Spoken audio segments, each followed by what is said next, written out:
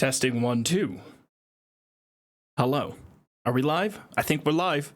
Hi, if you're on the VOD channel, apologies for taking so long to upload again. This is going to be a weird stream. Should be a fun stream, but it's not exactly going to be like, I don't know. It'll be a little bit different because we have the challenge that we're doing.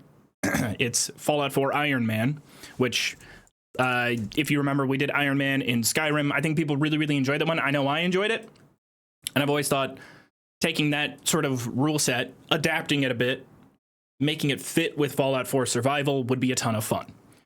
So the first, or like this entire stream is just going to be trying to come up with that rule set. I'll probably get this on the VOD channel as soon as I can so that people on the VOD channel can leave any suggestions if you have them for the rule set, but I'm not 100% decided on what the rule set will be. Thank you, kind sir. Hello. Sorry, Twitch chat. I had to introduce, or I had to intro for the VOD channel and say hello, because I know it's been a while since I uploaded on there. Thank you, kind sir. How was everybody? New Iron Man. New Iron Man. So, I was just explaining to the VOD channel, and I can now explain to Twitch chat. Thank you, kind I don't really sir. have the rule set. Joov. Stop. Can you all need to stop being so We got some shit to talk about. It has been too long. Some shit has happened that I obviously, well, first off, let's start with thank you all for the response to the recent upload. It had been a really long time, and I always get really nervous on YouTube when it's a long time between uploads. I get very anxious, but people were very kind, and it seemed like for the most part people enjoyed the most recent upload. So thank you all. It's always like a really big blessing to go for a while and, you know, be able to sort of put everything of myself into a project. And the response, thank you, kind the sir. last few that we've done has been really great. What happened to the Starfield challenge? Wasn't really feeling it. And that happens. You know, I mean, we've tried some other challenges before that just haven't worked out. Chip in. I also realized that the Skyrim video I was working on required a shit ton of work. And thank you, kind sir. Good afternoon, Joov. We'll you make talk. my law school life much better. Sorry, chat. 1 sec. I'm gonna put up the alerts and all that, or like the activity feed on my other monitor, so I can catch up on alerts in a little bit. Let's duplicate. No, not duplicate. I always do that. I always screw up my Twitch layout when I'm in the studio and then forget how to get rid of it. Okay, delete that. Thank you, kind sir. I always duplicate instead of popping out the activity feed so that I can see it on my other monitor. Thank you all. Thank you, kind sir. I just missed the part where the mysterious dark elf kicked your ass near the end. I'm trying to remember. I did have to cut a decent amount. Thank you, kind sir. Which always Wait, stinks. no ways, it's been 15 months already.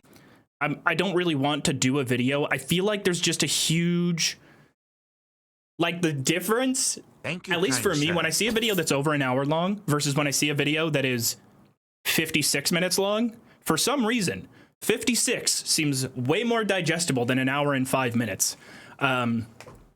So I wanted to keep it.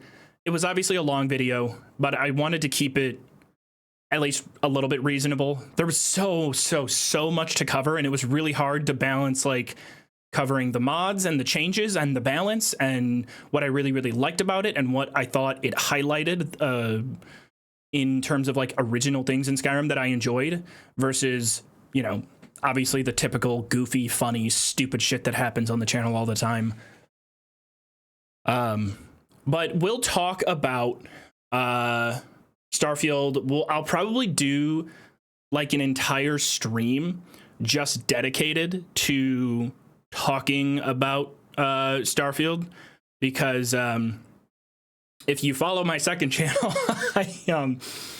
I put out an impressions video on Starfield after my first like 30 or so hours playing the game, and while I still stand by my impressions. I would never lie to people. I do have quite a few issues with the game personally in terms of how the sandbox of it translates to the type of experiences that I enjoy and that I look for in a Bethesda game. I still think it's a very fun game and a fine game in its own right, but I want to do like a dedicated sort of thing that is, you know, more constructive and less big giant red arrow, epic fail, all that kind of stuff. Because I don't really find those constructive. And as a fan of the studio, there's a lot of things that I really, really like, a lot of things that I really, really dislike, and, you know, some like specific things that I would like to chat about because I think it's important to have those talked about, because like it or not, The Elder Scrolls 6 is going to happen at some point in the future, and I would like to sort of talk about those things.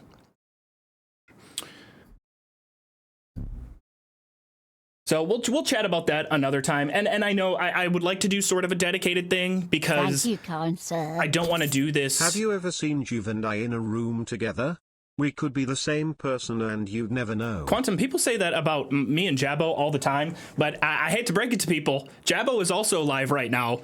I think he's still live, so he can't technically be the same person. But, you know, on that same note, I would like to do sort of a dedicated Starfield discussion stream so that I can kind of get away from like the constant like Starfield discourse in chat. You know what I mean? Cause like it's a bit annoying when like anytime it comes up having to like rehash the same points and talk about the same things and talk about it in chat and like kind of I don't want to have the same discussion 500 times in a row, even though my streams are 90% the same discussion over and over again. And the same stories. I've told the same story probably 500 times.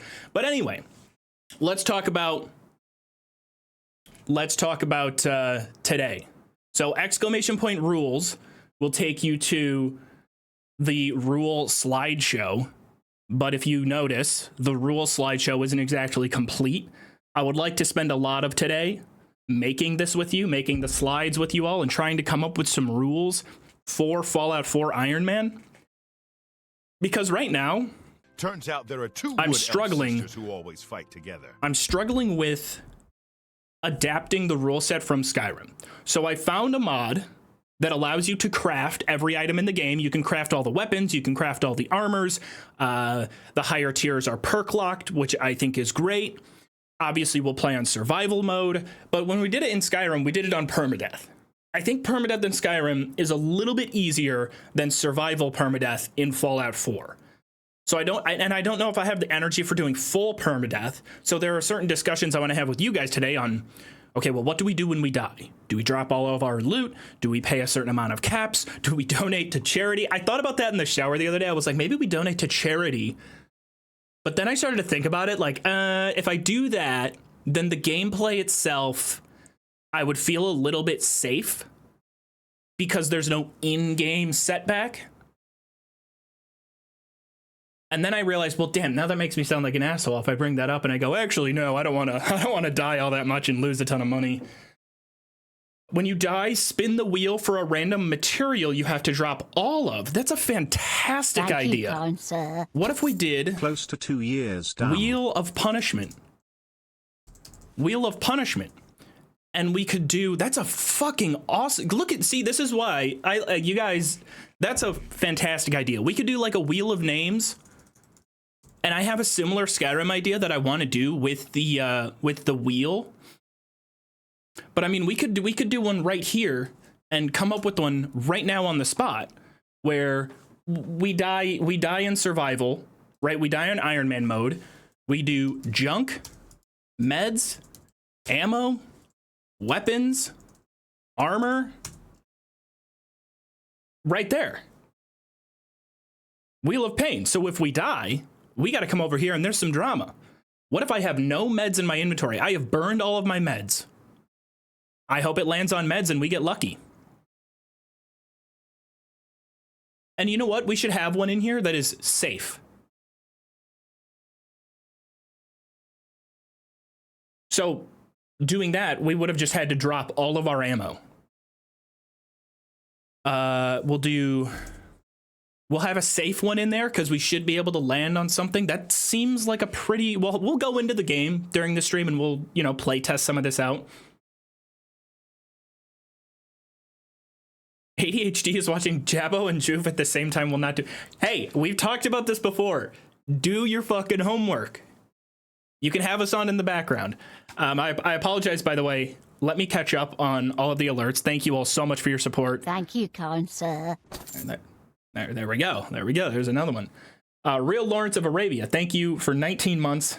Thane of Windhelm, thank you for 18 months. You guys have been here for a while. Please, you all have full permission to roast me every stream for not updating the sub badges past 6 months. Pop Queen, thank you for gifting 2 subs to the community. Quantum, thank you for 16 months. There's an anonymous gifter out there somewhere. Thank you for your anonymous kindness. Almost 1 year, wahoo. Jake, you will be at 1 year sooner than later. Sooner rather than later. That's a lame thank you. Thank you. I appreciate it. Thank you, kind sir. Slide Panda, thank you for 15 months. Lots of longer ones today. War Maiden, thank you for 1 month. Or wait, I think that's 1 month. Thank you, kind sir. 6 in Roman numerals. Thank you for the tier 1. Thank you for 1 month. Good afternoon, Jube. You make my law school life much better. Best of luck in law school. Looking forward to this challenge. That's a very good. Get educated. We hype up education. Yo, my Not chat is fucking badges? smart. What a goofball. My chat is smart, okay? We are educated as fuck in here. Lose your followers? Oh, okay, yeah. So if you have any more suggestions for what we could lose on death, this is the Wheel of Death. This is a great idea. So lose follower. Ooh. Lose follower. I don't know about lose follower just because I feel like followers add so much to the fun and the story of our sandbox. Could we do strip follower? So that the follower just loses their armor and weapons and they basically become useless? Lose a level. So we already have one where we would lose our weapons.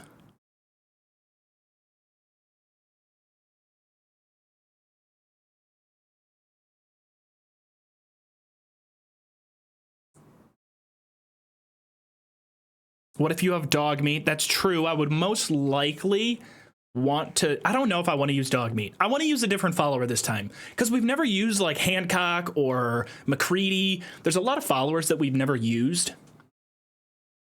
Lose all caps. That was one thing where I wasn't really sure going into this what we do with caps. Because in Skyrim when we did this, gold was still useful in Iron Man. We couldn't buy anything. We couldn't sell things to traders. Or what's happening? Also, hi Joov. Fallout Van Buren, exclamation point rules. We're coming up with the Fallout 4 Iron Man rule set today. This is going to be the whole stream is going to be trying to design the most compelling adaptation of Iron Man into Fallout 4 as we can. I really struggled with it, but we're already making good progress. Right now, this is the Wheel of Death. So if we're playing survival mode, but I don't really want to do permadeath, but we need to have some type of significant, exciting. Death should be exciting for both the stream and for recording. I think that's a pretty key thing, and having a severe punishment with the possibility of safety upon death, I think this is a pretty good start. But currency is a weird one because we're not going to be able to buy anything. So I think in order to adapt this to Fallout 4 more properly, I should be able to buy junk, but nothing else. I think we should be able to buy junk. Lose all food. That's a good one. Food.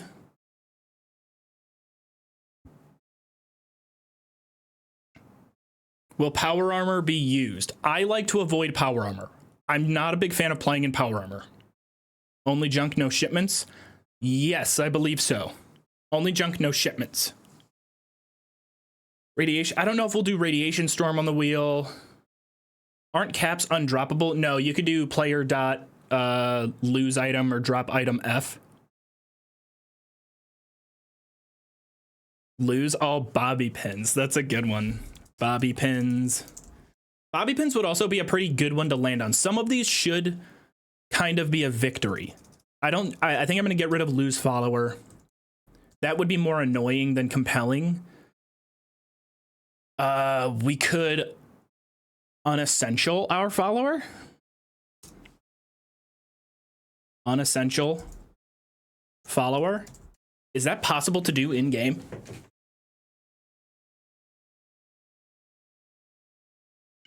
Possible to add any debuffs, addiction or something. Don't know if we'll do that. Permanently lose one special. If they're gonna die so fast, not if I keep them alive. By the way, apologies, I didn't catch all the way up with alerts. Gingerbread, thank you for the prime. Eli Page, thank you for 8 months. Adobe Cult, thank you for 2 months. AJ, thank you very much for 6 months, half a year. Shamrock Brian, thank you for 2 months. And then I missed out on the last couple. Can you give subs as a safe in-game option, but still punishment? That's a good one. Yeah, we'll do gift 20 subs. We'll throw a gift 20 subs on there. Get drunk. I think I'm all caught up, though, on the alerts. Sassy Sphinx, thank you for the tier 1. Not updating sub badges. What a goofball. Derico, I don't appreciate the hate. Haven't been. Oh, Cassie, good to see you again. Life has been hectic, but your streams on the VOD channel have been a breath of fresh air. Hope you're doing well. Take care. Thank you, Cassie. I appreciate that. There's also something completely unrelated to the entire challenge that I wanted to talk to you all about. Okay, and I know he probably wouldn't want me to share with you all. I know he's never been on this stream before. He really wants to at some point, and I do want to do the Skyrim cookbook stream at some point in the future. But my father, Joov Dad, roughly, it was shortly after we uploaded the, what was that challenge? Pay to win. It was shortly after we uploaded the pay to win challenge. My father woke up a few days later and he coughed up blood. So this was pretty scary. He went to the doctor to go get it looked at. And they found a growth on his lung, roughly close to 7 centimeters. So obviously the fear was cancer. Like, fuck. Like, I'm sitting here after the pay to win video goes out and I'm like, yes, God, I loved it. I was on cloud 9. It was our biggest release of the year. And I think Joov Dad might have, at minimum stage 3. Everybody calm down, calm down. We will, it's all right. Everybody relax. It's okay. But the fear at the time was at minimum stage 3 lung cancer. This is going to be a whole ordeal. So obviously a very stressful time. It was very worrisome. I had my cry sesh. I did one solid cry. I did one solid real good cry. And then it was, all right, let's fucking go. We got we got, it's shit situation, but, we're going to wait until we get the information and we're going to go after this as best as we can. So we continued to learn new things about it, go through testing, all the kinds of different scans that you do, brain scan, PET scan, so that they could check the rest of his body, ensure if it was cancer, have things spread. And I know this is a total segue. This is a totally dark turn and a segue. But what we ended up finding out eventually was that, thankfully, there was no spread to his brain. There was no spread to his extremities. There was no spread anywhere else in his body. It was classified as a synovial sarcoma, which is a type of cancer. I'm still not entirely educated on how it all works. But 2 days ago, he went in for a pretty big operation. they took the whole fucking lung out. They took the whole entire left lung out, which included the entire growth that was on there, including, I think they also took a few lymph glands out so that those could go to a lab for further testing, just to ensure that this is officially sort of all taken care of. And you know, I was sitting there yesterday or 2 days ago after my dad had finally awoken from this surgery. Massive, massive procedure. He was in some pain. That was a big surgery. He's got a giant slash on his back that looks like it's fucking medieval. And I was sitting there talking to him and I go, you know, you went from symptoms to diagnosis to full ass lung removal before I could finish a fucking YouTube video. And that made me feel like, damn, I need to step it up. If my dad can beat cancer in the time it takes for me to finish a YouTube video. Anyway, you know, I know we talk about Joov Dad a decent amount on the stream. He's a huge supporter of the channel. And, you know, whenever I even mention to him that chat calls him Joov Dad, he fucking loves it. So appreciate, and he appreciates you all a ton. But, you know, I figured now that we're sort of post the really fucking stressful part. So anyway, fuck cancer. That's the main takeaway there. And let's, you know, hope recovery. Recovery's gonna be tough, man. It's gonna kick his fucking ass for a little bit. But I got a little treadmill because it was like. Glad he got a favorable diagnosis. Didn't need to hear that. It was playing two different alerts. Wizard, thank you all. Thank you very much. And just thank you all for your patience and all that nonsense. I heart Joov Dad. Hoping for a speedy recovery. So am I. You know, that's kind of the hope, is that he can do well and get back on his feet. But yes, the vibes are high. The vibes are high. Sailor Rez. Or no, that's Sailor Rez and Sly Panda. Thank you, Sailor Rez, and thank you, Sly Panda. Thank you, everybody. Everybody in chat who either watches the channel, watches the VOD channel, watches the main channel, wherever you watch. My family and I, we appreciate you all so much. Is he living alone or is someone with him to help? I live roughly 4 minutes away, so I'll be there quite a lot. My mother is there for him. She's number one. There's no fucking way. She wanted to sleep at the hospital, but the bed was so small. It's like, Mom, there's no way. The guy is like, oh God. I mean, they had to go in through his back to get the whole thing out. And yes, props to the medics, 110%. These people are fucking superheroes. It's just amazing. I met the surgeon very briefly, and this guy was robotic. Let me tell you, this guy is so badass. He's like the John Wick of organ removal. Jacques, some of the doctors pronounced it Jacques, some pronounced it Jacques. Neops, thank you very much. And he came into the room right before the procedure and was so deadpan, really, really great reputation. And he essentially was just like, he even told my dad when they were first telling him what the surgery was going to be, he was like, oh, this is a big procedure. This is going to fucking suck. And he was just like, straight up, like robotic almost. And then we met him the morning of, and he explained a little bit about the procedure, but was very dialed in. Here's what's going to happen. We're going to do this. Then we're going to do this. Worst case scenario, this happens. And then here's how we'll do that. Blah, blah, blah. Okay, see you in a couple hours. So then we sat around while he was in surgery. And I'm not even kidding you. You could have watched the first Toy Story movie, and before the movie was over, the surgeon was walking up into the lobby to talk to us. And he goes, so surgery was good. We removed it. Okay, I'm out of it. And I'm like, hey, hold on. No fanfare? You're not even gonna flex?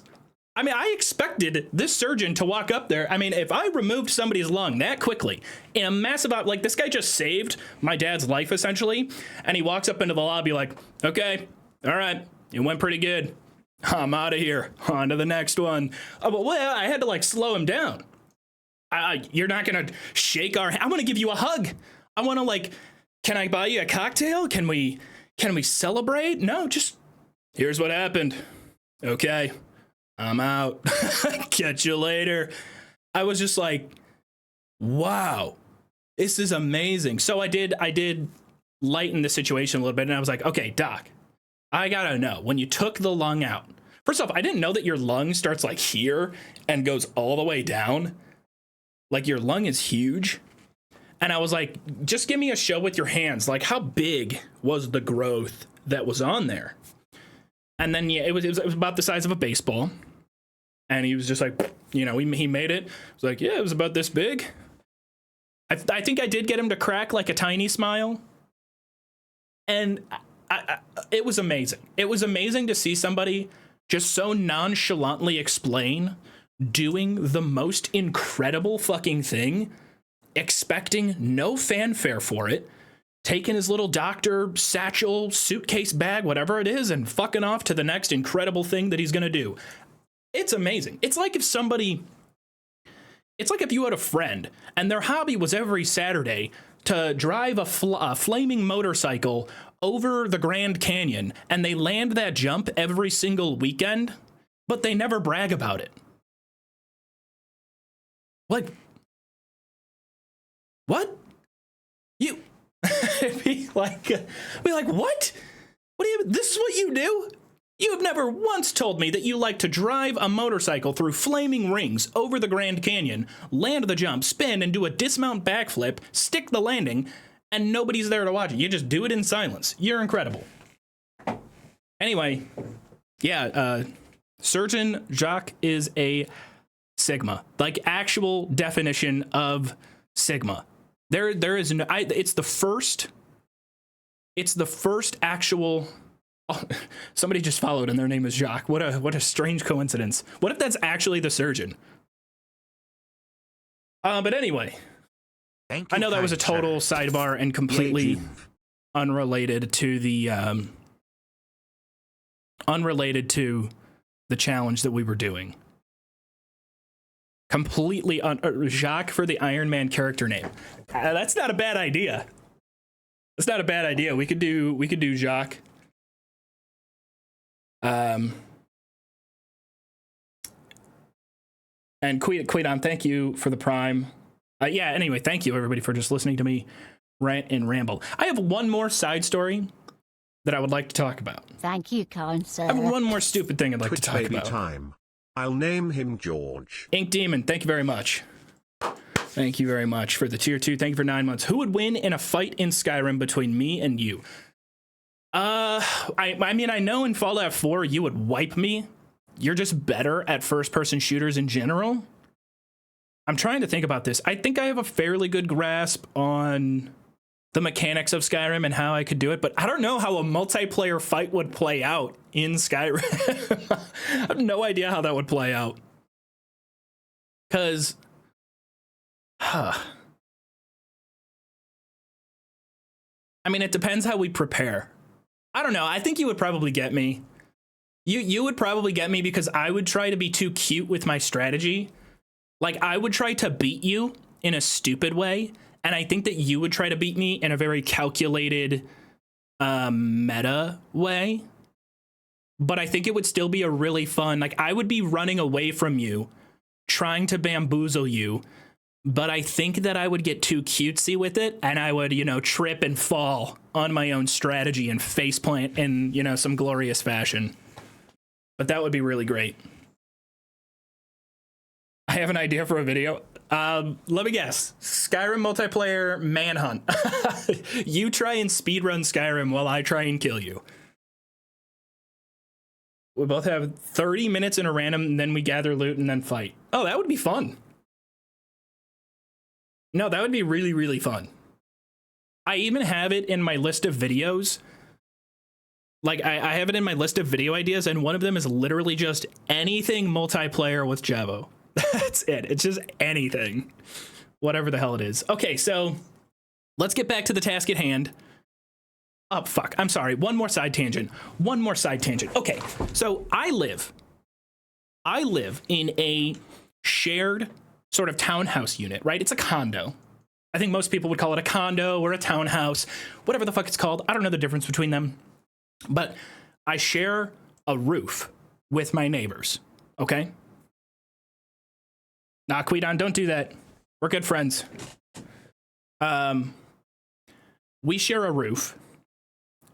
And the other night, this is just after I had finished making the last upload on the channel. And usually I have a lot of anxiety, a lot of excitement, and it keeps me up for a while. So I was up pretty late this night. I'm laying in my bed. It's 4:30 in the morning, and I hear what sounds like a rope or a zip line or a zzz, a scraping of some sort. At 4 in the morning, my window was open. It was raining outside. The small pitter-patter of rain, I can hear that, but through that, I hear this zzz. I lean over my bed, and I kind of am looking through, out onto the roof, and I look out there. And I see somebody on my roof, crawling up the roof, and for the first 3 seconds, I sit back going, holy fuck, holy fuck, holy fuck, I'm getting robbed. This is it. It's over.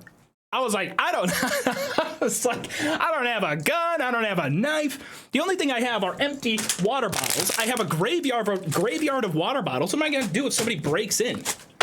Just fucking throw plastic at them? What am I gonna do? What happens? After the first 3 seconds where I put every single scenario through my head of what this could possibly be. By the way, dudes, to my men out there, I know we have a habit of continually envisioning ourselves in an action movie. Yeah, it's it's not like that. No, it's way fucking scarier, especially at 4:30 in the morning. I see somebody on my roof. I almost make eye contact with them. I am in my bed, in the sanctity of my home, 3 feet away from a stranger. By the way, why does this keep happening? First, there was the contractor in my basement that saw me full frontal, top to bottom, butt-ass naked. That happened. Oh, that was a Disney moment. Well, that happened. But no, actually, that did happen. And then I've got this person on my roof who I can see from my bed, crawling what looks like towards my window. Anyway, after the 3 seconds of running every single chaotic scenario through my head, I realize, oh, it's the fucking kid that lives in the unit next door. He was sneaking back inside. He must have been out late, snuck out, and he was trying to be sly and sneak back in. But in the moment, oh my gosh. It was the scariest. It was the scariest moment. Holy crap.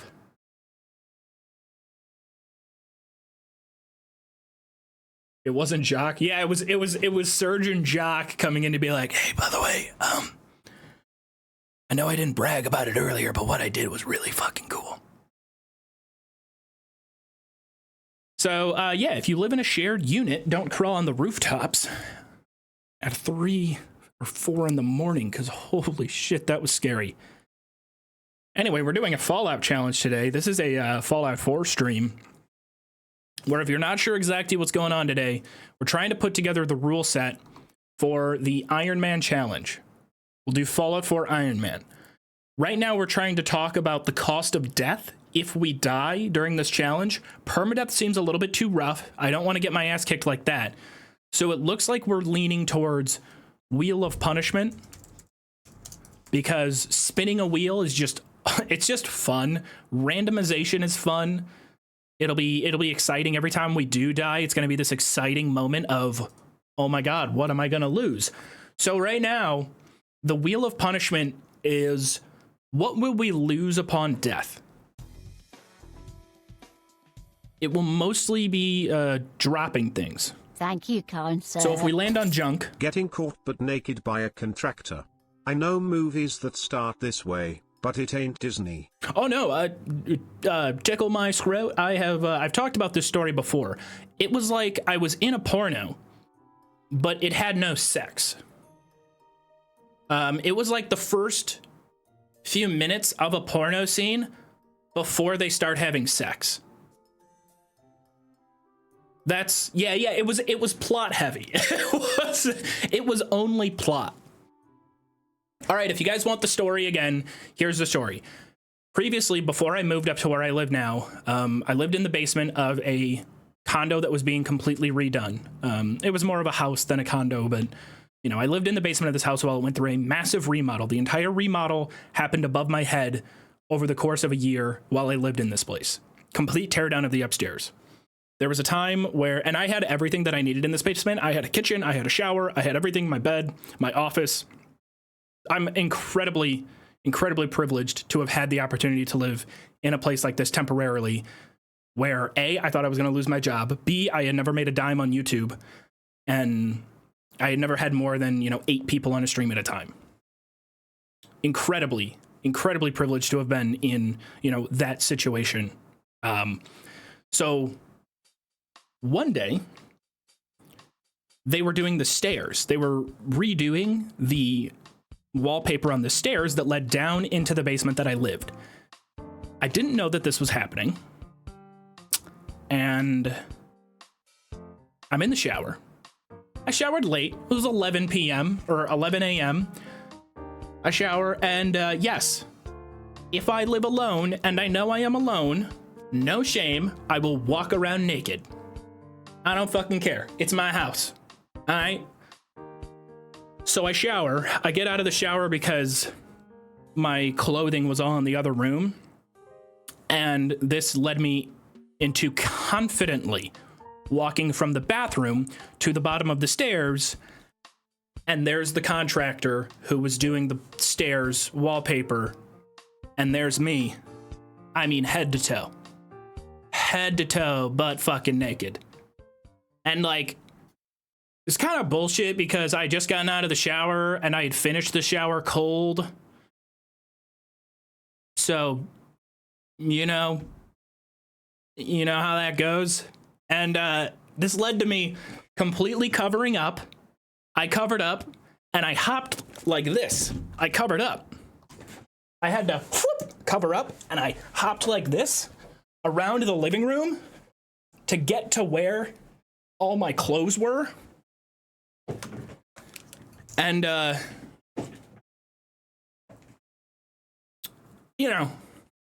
the end of the day, not a big deal. Obviously, it's a weird feeling to be in your own home, in your safe place, and a stranger that you don't know has seen your kibbles and bits, your frank and beans, cock and balls. And, it was, equal parts embarrassing, but at the same time, I didn't want them to feel bad about it. They didn't do anything wrong. I didn't do anything wrong. It was a mistake. That's all. We laughed about it. I said, it is what it is. I've been in a locker room before. These things happen, In terms of the actual consequence, not a huge deal. But anyway, that's that story. So yes, for the first minute or two, not even a minute, the first 20 seconds of that interaction was a porno without the rest. It was everything in a porno that happens before the sex. There was no sex, but that is, that's like, do you understand what I'm trying to say here? Like if this was a porno, instead of me shamefully covering up everything and like waddling and, that would still probably happen. If memory, so I'm trying to, but anyway, we're moving on. It's a funny story though. We can laugh about it. It's okay. Anyway, back to the challenge. Let's get to it. We have the wheel of punishment here. If we die in game, let's do an example. Let's pretend, oh no, I died in Fallout 4. I now have to leave the game and spin the wheel. What am I going to lose when we go back into the game?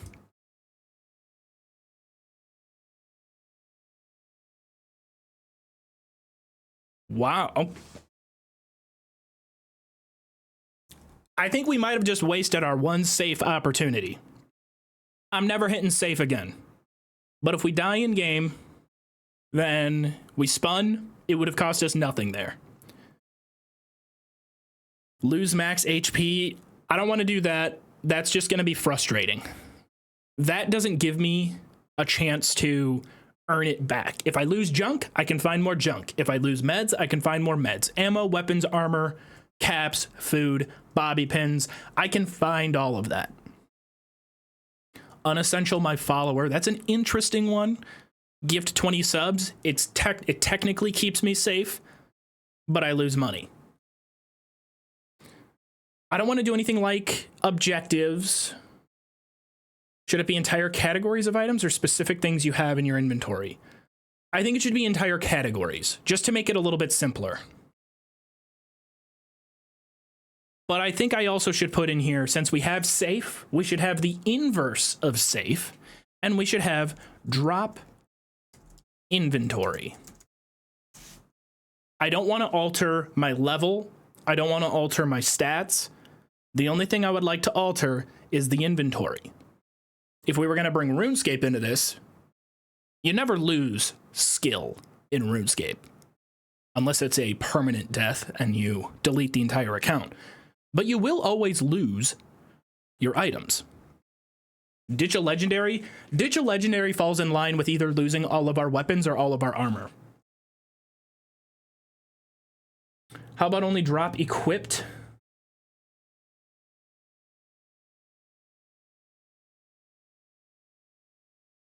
Can you command some temporary debuff? I don't know. I think I would like all of these to be clear. I think all of these are clear in what they do to the game. There's no ambiguity. Drop junk, drop meds, drop ammo. They're very, boom, this is what happens. Drop weapons. I don't want to have to think about it too much. And I don't want, you know, chat to have to think about it.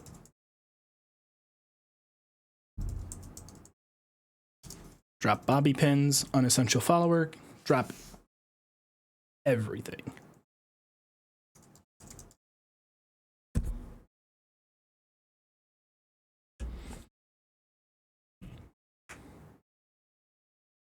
Spin twice. Is it survival mode? Yes.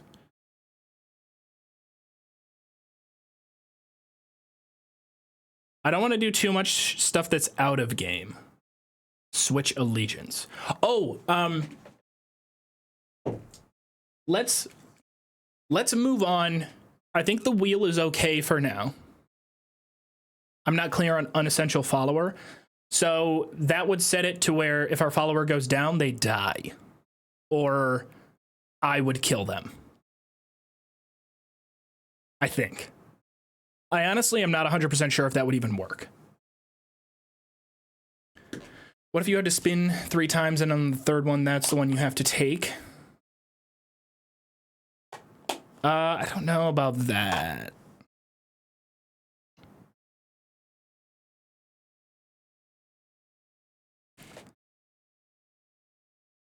Does health not regen in survival? I don't think it does until you get one of the perks.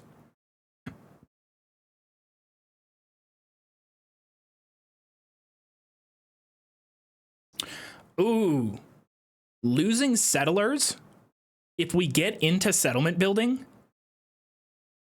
Would that be fun?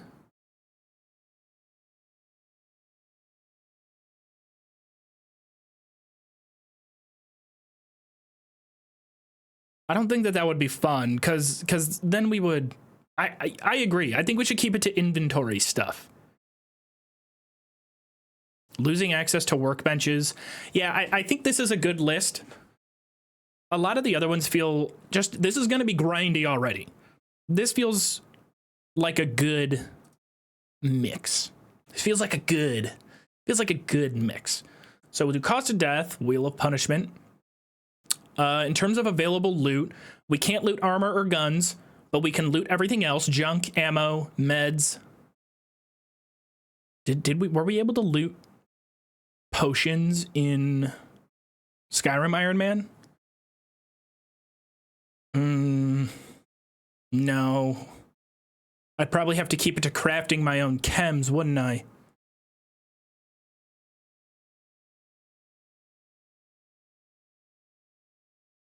So do we...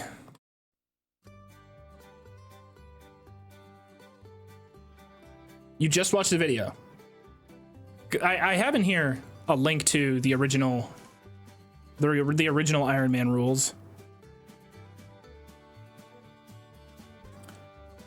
No weapon or armor looting, no merchants, can only use crafted weapons and armor. Quest rewards may be disenchanted but not enchanted. I started a Skyrim Iron Man run on Legendary lately and my first death was to a mud crab. Thanks for the inspiration. And those mud crabs will get you, they're tough. I don't know what happened between Oblivion and Skyrim, but they made mud crabs tougher than shit.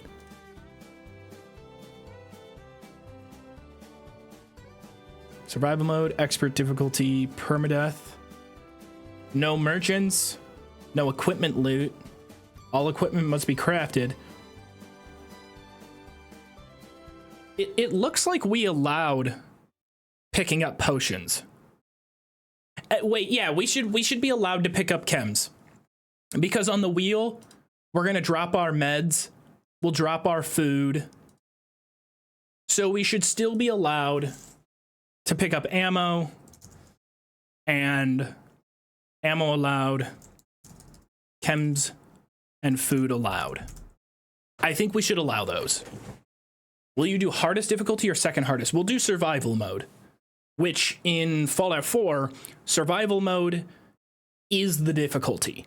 In Skyrim, survival is just the overworld settings, where the actual difficulty is the combat difficulty. In Skyrim, survival and the difficulty are separate. Fallout 4, they're all in one. So if you store the items, they are safe. Well, that's another thing. Is anybody in here an old school RuneScape fan? Correct me if I'm wrong, but is there bank storage in an Iron Man run? I don't think that there's... Yeah, I didn't think that there was bank. Only Ultimate Iron Man don't... So there we have it. The only thing we can store, no storage, is junk. No storage, but we can store junk at the workbench.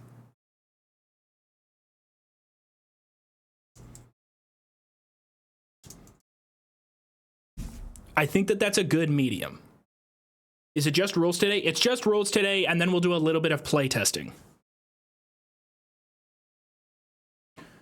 All right, cost of death. We die in game. We have the wheel of punishments, things that we're going to drop everything, drop bobby pins, unessential or follower, drop caps, drop armor, safe spin, weapons, ammo, meds, junk. That all looks great. Thank you, kind sir. Fallen Paladin, thank you for the prime. Available loot. We cannot loot armor. We cannot loot guns. If we get a quest reward, we can scrap it. Ammo is allowed. Chems and food are allowed. We can loot everything outside of gear. The only thing we are allowed to store is junk at a workbench. That gives us a little bit of a reason to check back in at base, especially consistently if we want to play it safe. Now, for a final goal, I have a feeling, because we're playing an Iron Man, I think that a true Iron Man will eliminate the other Iron Men off of the map by blowing up the Pridwin. What do y'all think about that? I think it's a pretty good end goal. Wouldn't followers be considered storage? I won't give the followers, I won't use the follower as storage. I think I want to kill the Brotherhood of Steel. I think I want to take them out. That would be fun.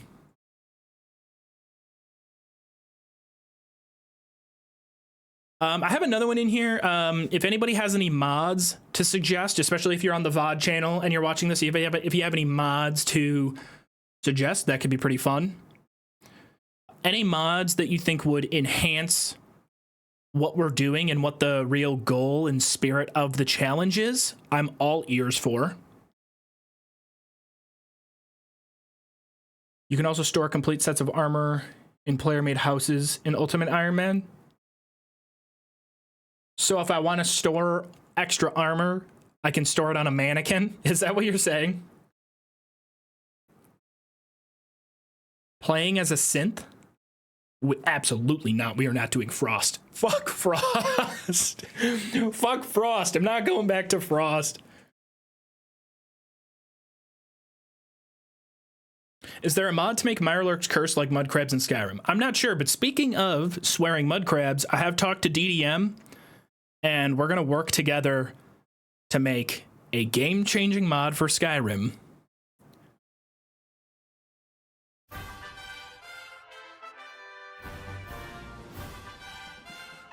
And I'm really excited about this one.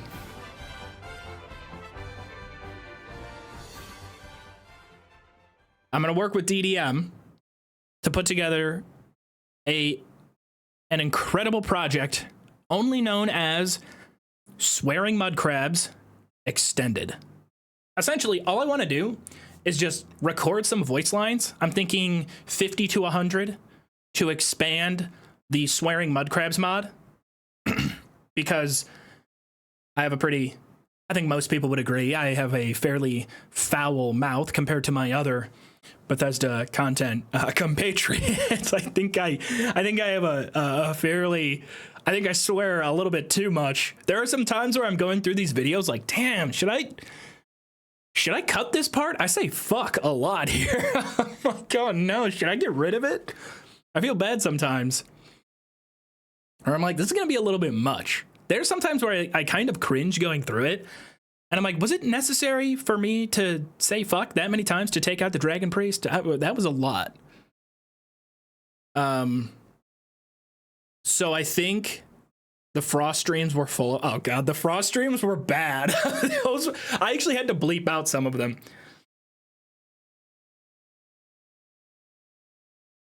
Don't videos get demonetized for curse words? So, yes and no. If I opened up a video and the first thing I said at the start of the video was fuck, like if I made an intro for a video, I like to be a little bit overly cinematic with them. So if we opened one up with cunt, yeah, fucking shit, piss, asshole, what are you gonna do about it? Huh? Like, if we started it off like that, we'd probably get a demonetized. It's like there's a weird rule where it's like if you get 15 seconds into a video, I kind of do want to start a video where it's just like this. I just stand here and sit here.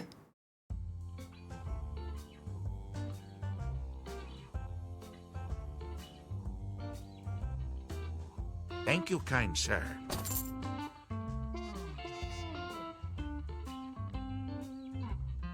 Cock. And then go right into the video. I don't know if I would do that though.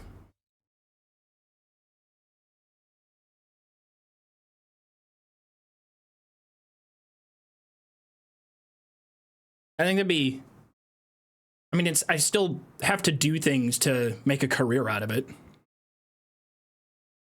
I mean, I don't want to limit myself, but I mean, like there's like the obvious things, right? Like if you're just dropping slurs in your video, then yeah, like, are you stupid? Not only are you an asshole, but like, are you an idiot? What are you, dumb? What are we doing here? I mean, there are some like obvious things. So it's like really early on in the video, you want to avoid somebody getting their head completely blown off, even if it is just fictional violence in a video game. There was a weird issue where YouTube was not a big fan of Fallout. A lot of Fallout videos were all getting hit at the same time. But then if you have a sequence in your video where you drop like 75 swear words in a 90-second time span, then it'll probably get hit. But for the most part, if you space it out, if it's a natural thing that occurs, and if it's not like the entire focus of the video, like this VOD itself may actually get limited. I've had 1 or 2 streams get hit with limited. And you know what? That's okay. All right, so we have no swearing. We do have a swear jar mod. I could talk to DDM. Let me message DDM right now and say, hey, remember? Oh no, because then we'd have to have the full entire voice thing set up to recognize my voice. Primed. Frozen Lime, thank you for 5 months. Zarad, thank you for the prime. Fallen Paladin, thank you for the prime. Ben Adafon, the Lat, I started a Skyrim Iron Man run on Legendary. We already talked about that earlier, but thank you for 3 months. Anyway, stop swearing, chat. Cut it out. I'm getting really sick of it. I'm getting real fed up. Gosh, y'all so, like, it's kind of crazy. Frickin' frick. I'm gonna start just recording everything and try to sound like a teenager who really wants to swear, but he can't yet. He's got really strict parents on the swearing. So he just says frick all the time. It's so frickin' cool. I frickin' wanna I wanna frickin' play some frickin' Fallout. That was me until like grade 9.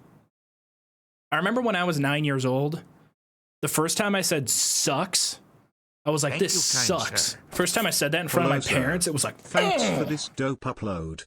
It's like, oh. It's like, yeah. God, I felt so powerful. Does anybody remember the first time they F-bombed in front of their parents? I think mine was sports related. I was never good at sports. I was a perpetual loser when it came to sports. Honestly, I was not a good baseball player.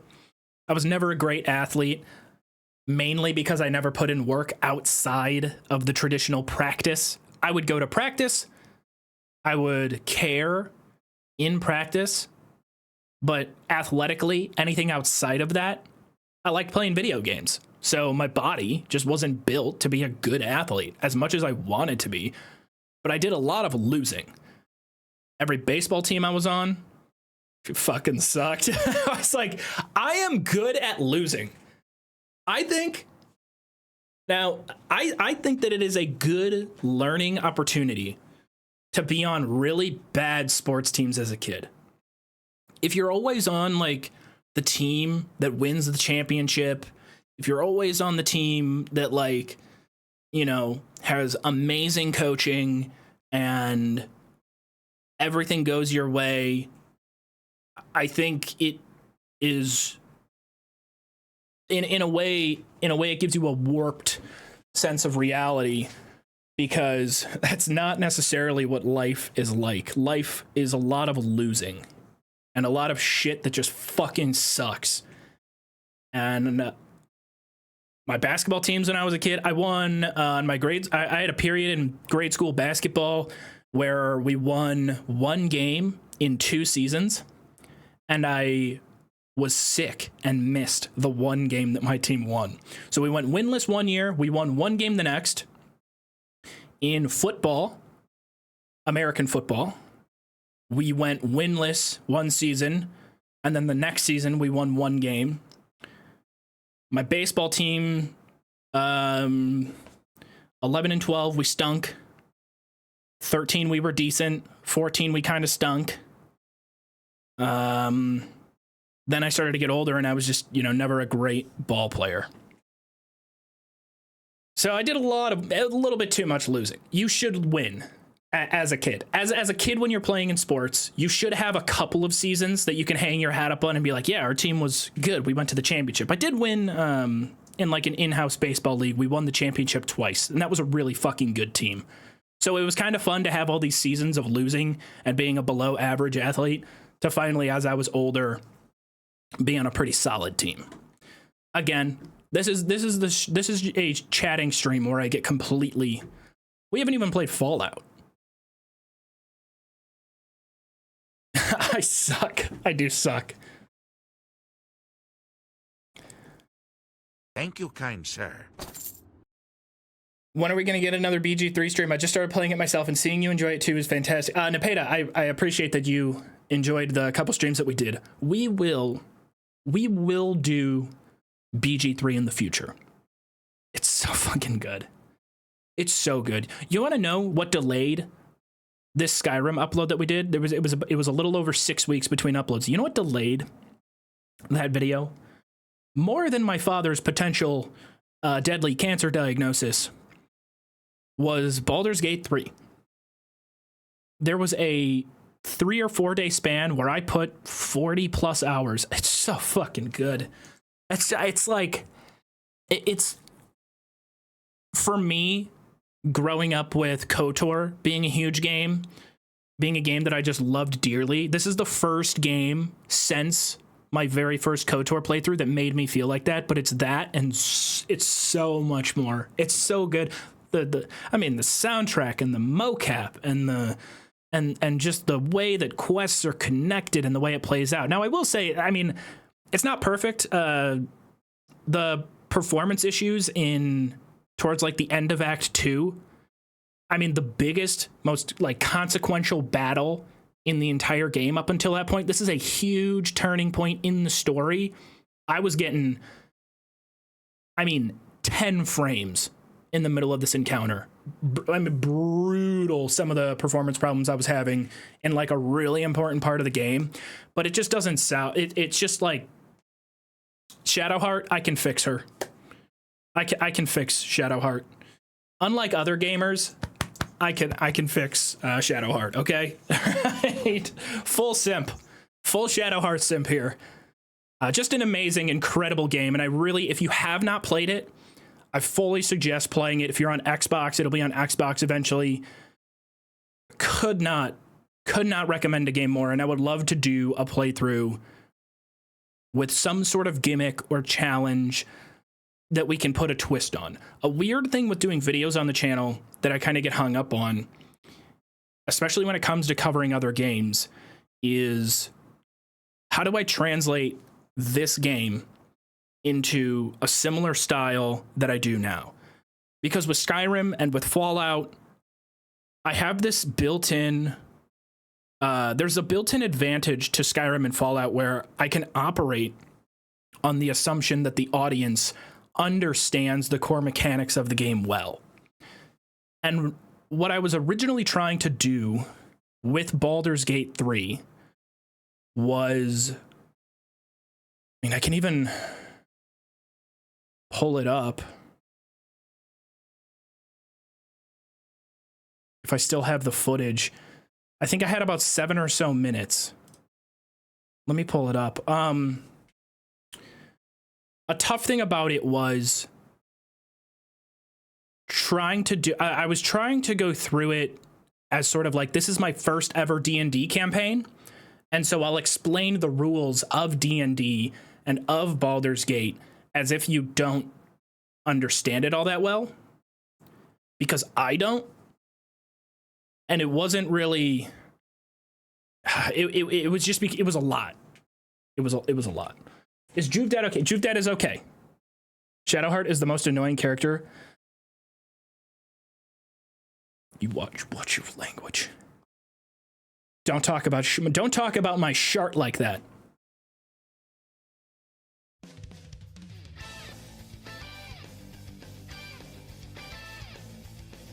You see? At least the song fits perfectly. This is how I feel when people insult my shart.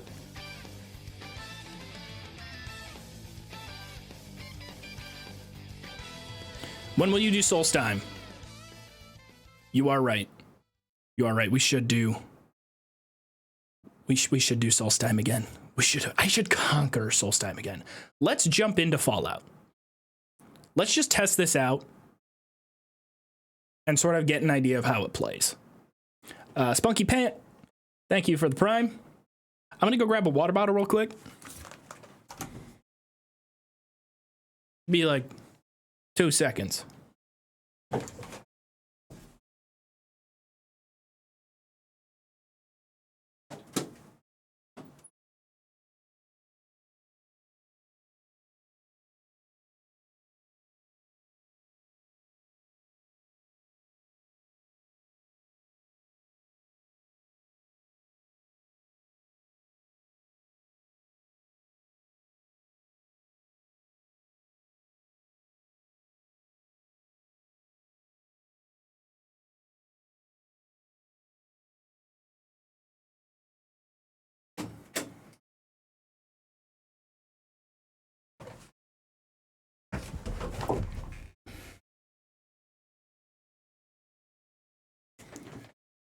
That was a dangerous sit down.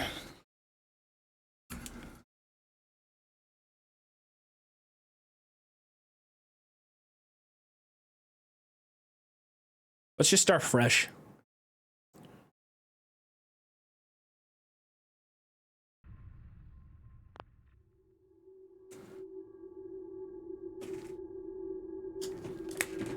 Damn right, chair's gone.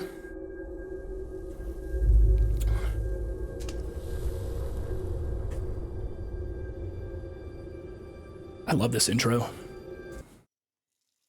I actually really like Fallout 4's intro a lot. What's happening? Why is it so zoomed out?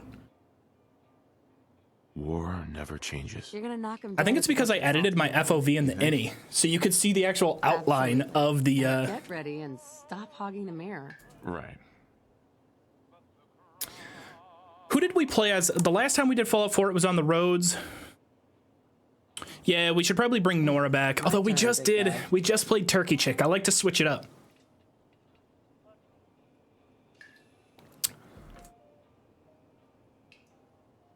Nora does have a copyright. No, why does it have to do this? We're gonna get claimed in this part. All right, fine. We'll take Nora for now.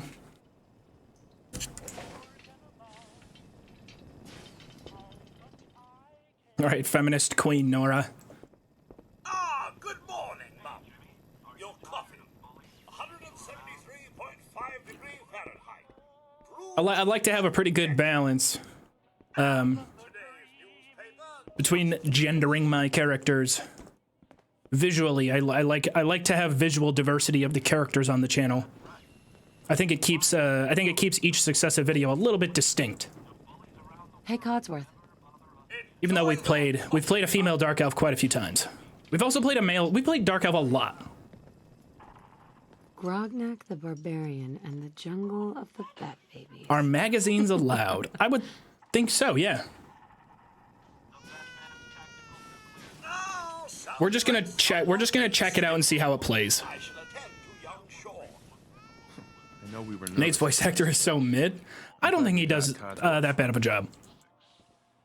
But then we're looking at a cold front coming down from Canada, making it crisp and dry for next week's Halloween festivities.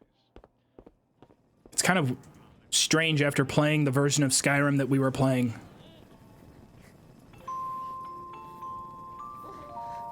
Gucci goo. I'll be sweeping up the floors later. I thought it would be great if you did a Skyrim Iron Man that wasn't permadeath. I think it would be fun. The thing with Skyrim and that one permadeath was it just really heightened the sense of danger and consequence. It made the little moments that are sometimes hard to translate in the video. It made the really close calls that we had just so intense. Good morning. Vaultec calling. Should we put Vans on the wheel? So my next level up, I have to take Vans. Good morning. Isn't it? Just look at that sky out there. You can't begin to know how happy I am to finally speak with you. I've been trying for days. Then I'm glad I opened the door. Oh, me. I'm... Sounds great. Oh, Sorry, buddy. Let's get this moving along. Sure. Okay, we will name this character Testing. 1, 2, 3. Also, we're probably going to play a male character on this playthrough. Because if we are going to play Dr. Jacques on the official playthrough...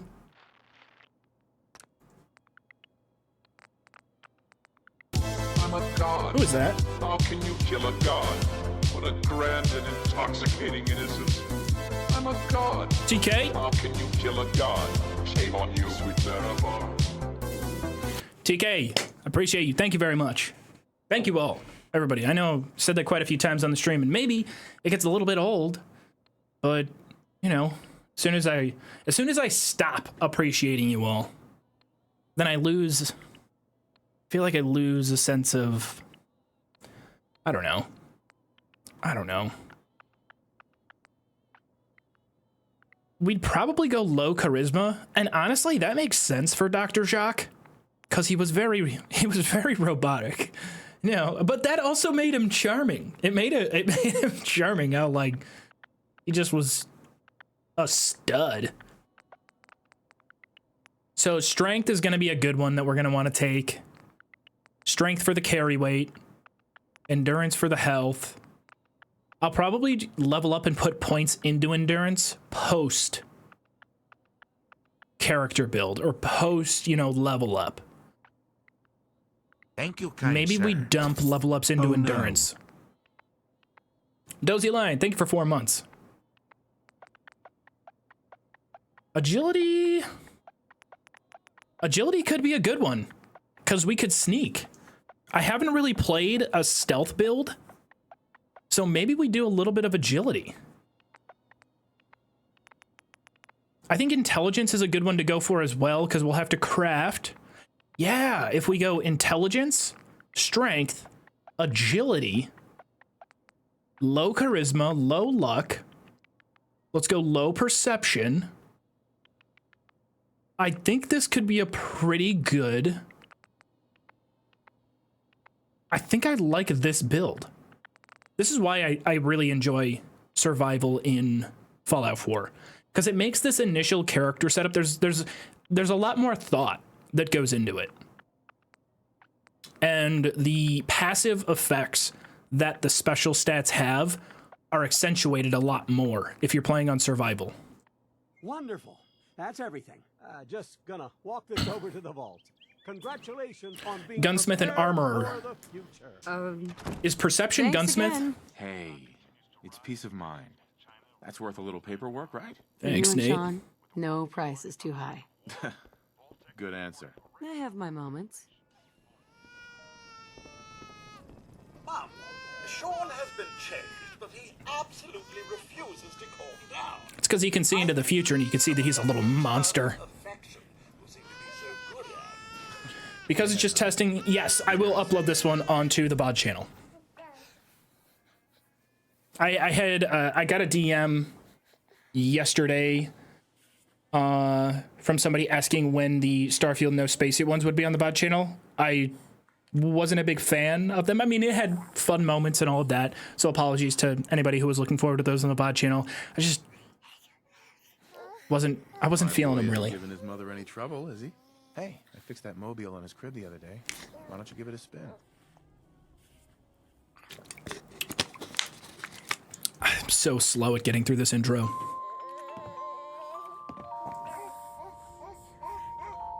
That's my boy, on his best behavior, just like his dad. Well, most of the time anyway. Listen, after breakfast, I was thinking we could head to the park for a bit. Weather should hold up. Worth every septum. Yeah, Enjoy sounds D's like bro. Hope you been well fam. Hope life been good. Mark, thank you. Hope you're doing well. Worth it. What's wrong? That's why I use the alt start Thank you, mod. Intro is too kind slow. sir. It is. Joov, the baby is growing. Just don't name him Sean. Especially after you've been through it a bunch of times. Followed by flashes. But, Flashes. Sounds of explosions. you know, first time, I think it's pretty cool. What? that they started pre-war. Oh no. We do have coming in. Which, by the way, kind of unrelated, but Confirmed reports. did anybody see that there's an actual official launch date for the Fallout TV show? April, My God. sometime in April. And everything that I've seen, We need to get to the vault. at worst, at like absolute worst, the Fallout TV show at least looks like it will look like Fallout. Like, the power armor looks pretty good from the leaked screens. It will have ghouls. Where, like, if you compare it, like, directly with the Halo TV show, it didn't really feel like Halo. So at worst, I think that the Fallout show should at least be pretty damn fun. I am Vault Tech. You don't get in. I'm going in. You can't shut me. And it's made by, it's Jonathan Nolan, Chris Nolan's brother. He did Westworld. Step forward, otherwise return home. I've seen all 4 seasons of Westworld. Ask me anything. We need to get in. We're on the list. Infant, adult male, adult female. Yes, gun nut link. Okay, go ahead. Thank you. Good luck, sir. And God help us all. What sort of vibe are you hoping for? People outside the gate. Everything we can. Now keep moving. I'm hoping for, you know, something that touches on, obviously, the fucked up nature of post-apocalyptia. But I hope it hits, I think in terms of look and art style, like the branding, Nuka-Cola, Red Rocket, how the vaults look, how the suits look. It'll be very Fallout 4. But my hope in terms of vibe of the show would be Fallout 3. Where it's got that kind of bleak look to it. But there's also, what I hope for the show is that it's a fun adventure where we meet some crazy, kooky characters who have ridiculous requests. I want to see the main characters go on a side quest. I want to see some cannibals. I want to see somebody get gooed by a plasma rifle. You know, I'm not expecting this to be a game-changing show. I want it to be a fun adventure in the Fallout universe. Vault 111. A better future underground. So we just... Yes, up the stairs. I think that would be pretty cool. The way I'd see the show going, here's my theory. Here's how the show is going to work out, okay? There are going to be 3 main characters. One of them is a ghoul, which we already know is confirmed. Also, the cast of the show is very promising. There are some studs in the cast. Walton Goggins is playing a ghoul. There's going to be a ghoul. There's going to be a vault dweller who leaves the vault. And then there's going to be somebody in the wasteland who has a little bit of experience, you know, living out there, along with the ghoul. The first episode or 2 of the show is going to be pre-war, some backstory, and the show is going to give background on these characters, how they ended up in their current situation. And it's going to be this gang of survivors coming together, having some sort of goal that they have to reluctantly work together for. They go on a side quest or 2, comes to a conclusion, Fallout stuff happens. That's just like a hot take on where I think the show might go. It's just the radio dramas from Fallout 3. How about Daring Dashwood? Just follow the doctor here. I think that was his name, right? All right, you 3. Follow me. It's gone. Our home. Yeah, Kyle MacLachlan. My mother and father down in D.C. I forgot what I saw him in. He's in Mad Men, right?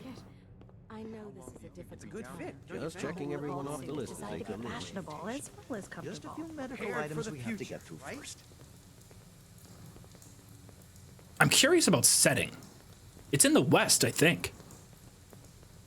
Isn't it in LA? Just step in Or that could here just be one location. Excuse me. Just step into the chamber. I would like to see some... I would like to see some wider world building. You know, like vehicles, a car. I think it would be cool if there was, you know, different locations. Like if they were on the West Coast, maybe they drive to the East Coast. Procedure complete. Could be possible. In 5, NPC dialogue.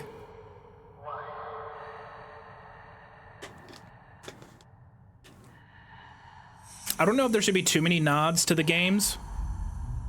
Like in the Halo show, they did this first-person shooter camera that just was like, was so strange.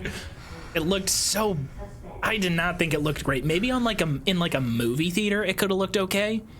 But on a TV screen, on my TV screen, it was, ew. This is the one. Here. Like, would VATS look good? I don't know if VATS would look great on a, don't know if it would look great. It looked really well in the Doom movie to do the FPS camera thing. All the dialogue, have the dialogue in zoom camera. Freeze the background.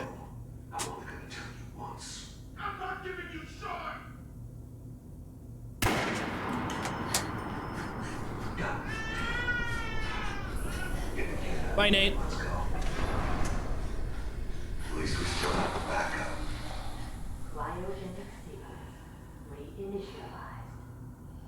Honestly, it's been so long since I've gone through the whole story for Fallout 4. I don't remember exactly why they took the baby. I think they wanted a pre-war subject.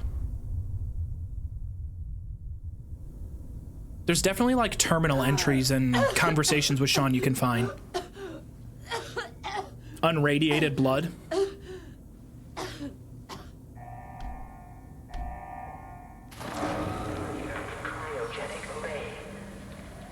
Yeah, that makes sense. They wanted a pure. They wanted humanity in its purest form. We don't have the vault pool yet, so we won't drop everything. But when we start this challenge...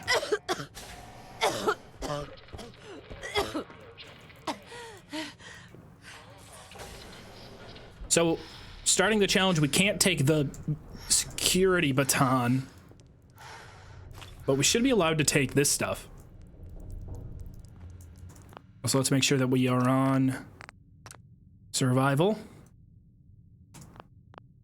I'm going to keep the same survival rules as before, where we will allow fast travel and we will allow some form of checkpointing just to limit the like complete time wasting that can occur on survival. But obviously we'll still keep it relatively, like if I spawn and then I get, stop it. Stop. Oh my God, I'm actually gonna die here. Was that 12 XP? Giant roaches? That feels pretty good for... What the hell? Just taking out an early roach.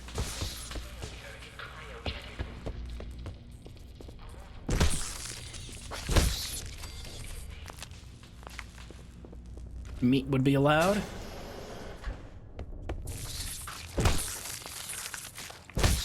I gotta be careful here or I'm gonna die.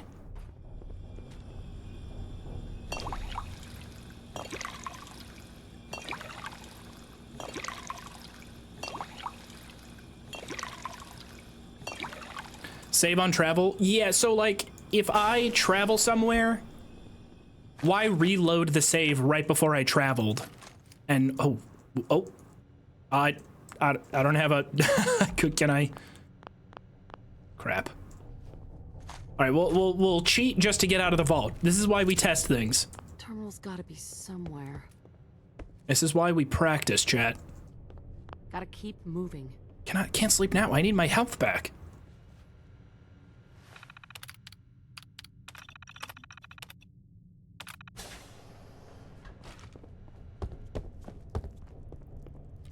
Just gun bash? Good call.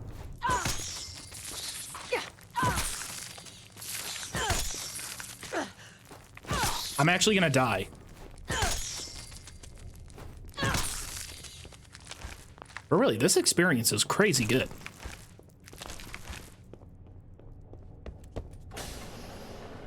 Early on, big fan of it.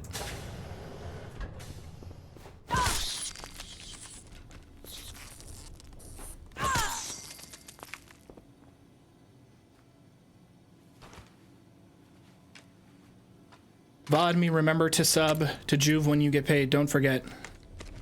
Don't worry about it, Ryan.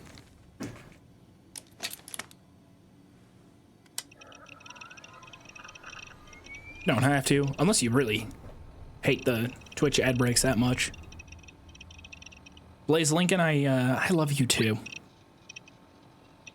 Not like that. Not like that. Let's keep things parasocial. Thank you, kind sir. So jumpsuit and wedding ring would have to go, but everything else I looted in here would technically be viable. Yeah, I wish they were skippable on Twitch. That's pretty annoying. Door cycling sequence initiated. Please stand back.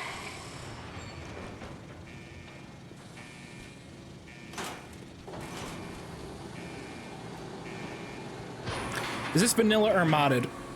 For the most part vanilla, but we do have some tweaks that will, you know, alter some of the rules and how things play out.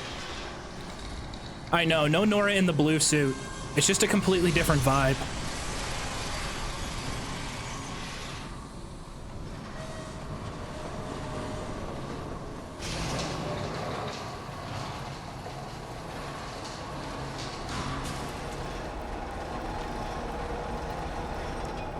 Where are her clothes? We didn't craft them, so we can't wear them. Since you... No. Oh, we have a mod to craft weapons and armor.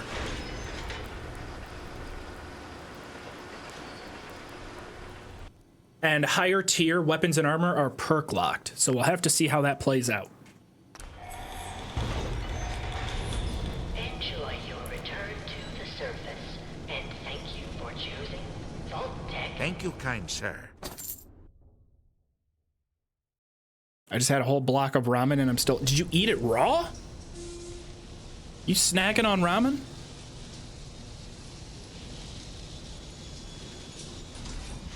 Yeah, we could craft a new jumpsuit.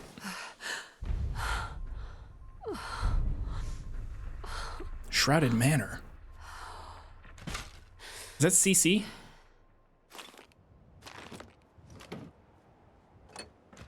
Might as well start collecting junk now.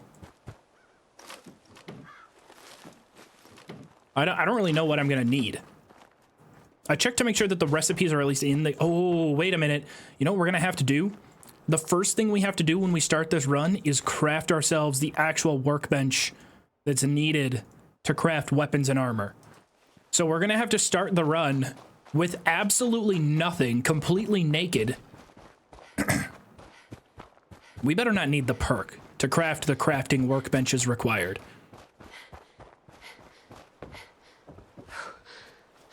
Well, let's just hit Sanctuary. Let's just see. Boom, boom, boom, boom, boom, boom, boom, boom, boom, boom, boom. Ring. No, I'm not interested, Coddy. Never called Codsworth Coddy. I think I'm gonna bail on that nickname. It's not working out.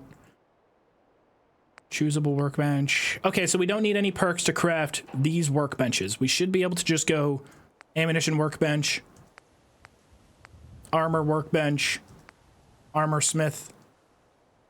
I think we want the armor smith workbench and the weaponsmith workbench.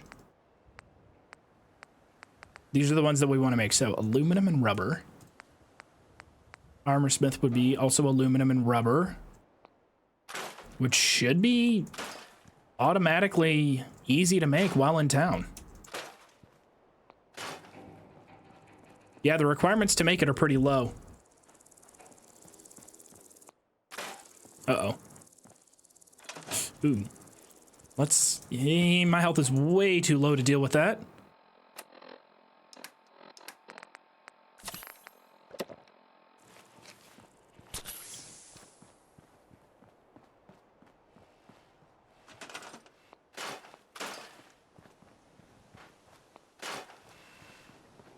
The good thing is that getting started won't be impossible. It's always a worry that sometimes the intro can be a bit slow with these. I'll take a point on perception. Excellent. Not going to be using melee too much, but I'll still take it. Aluminum. Oh, there's got to be aluminum cans somewhere.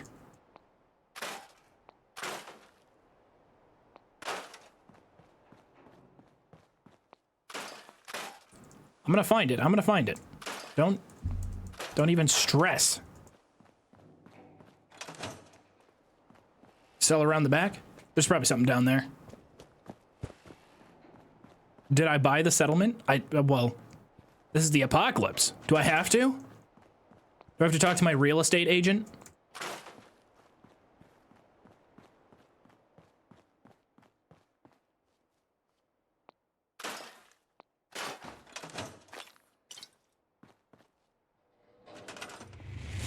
What the? Oh, God, I was like, what the hell was that? I always forget which alert that is.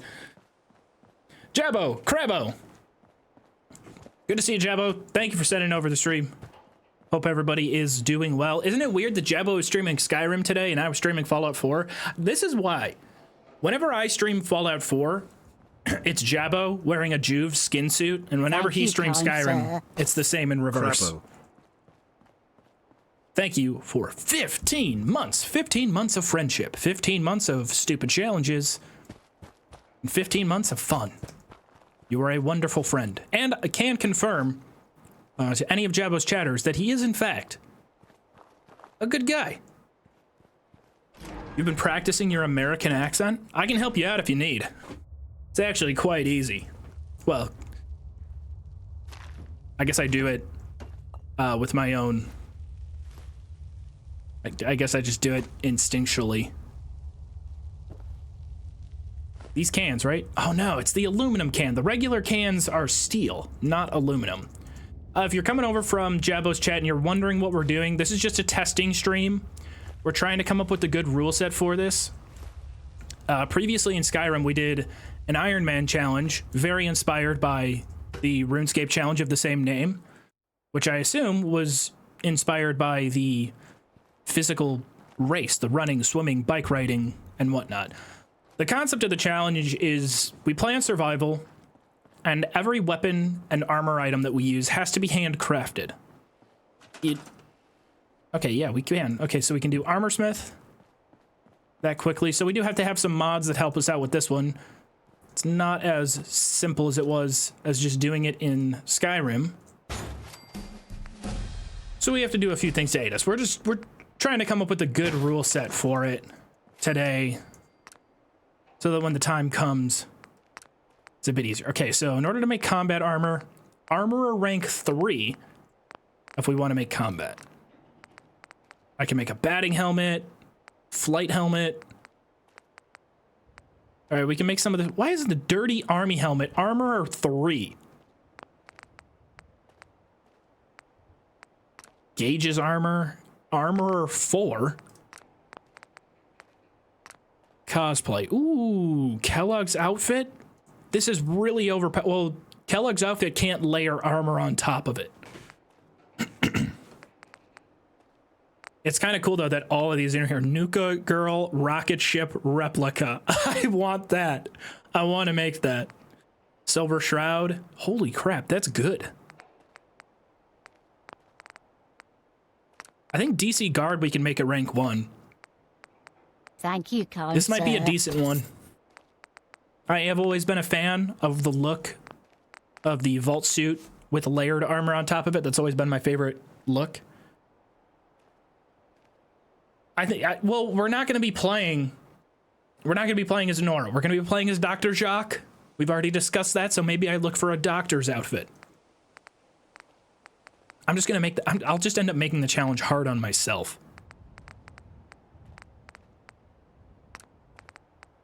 Hunter's armor. Is this... This is from Far Harbor, right? That does look cool. Well, I can't even tell if it looks cool because it's holographic. We should probably focus on armor, though, before clothing. We can make a switchblade. We can make a board, knuckles, and a pipe gun. Or just a pipe. Gun nut rank 2. Deliverer. All right, we can make a deliverer at gun nut rank 2. That's one we're going to go for sure. Probably take the pipe revolver for now because I have some ammo. But at least we have something. Oh, this is going to be fun. I'm looking forward to this. This should be a lot of fun. The only issue with this is I think by the time we level up enough to take some of those other perks, we could trivialize the crafting aspect of it. That might be the only problem. Although granted, ooh, I could die and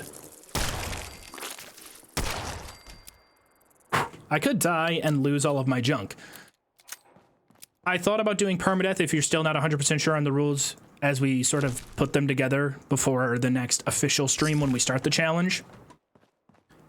We have a rule where when I die, we have to spin a wheel, and whatever we land on that wheel, it's usually inventory related stuff. Drop all chems, drop all junk, all ammo, all weapons, all armor.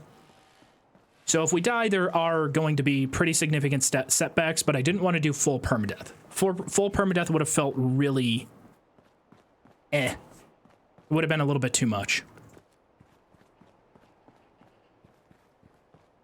Thank you. Let's get ourselves a checkpoint, and Woo.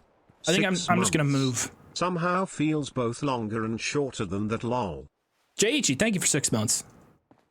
Oh god, I about just lost the whole playthrough. If I only had a bobby pin. It's ridiculous. Absolutely ridiculous. You know what? I'm not even gonna save. I don't need to save. Okay, fine. I'll cheat. I'm gonna cheat and quick save because this is a testing stream.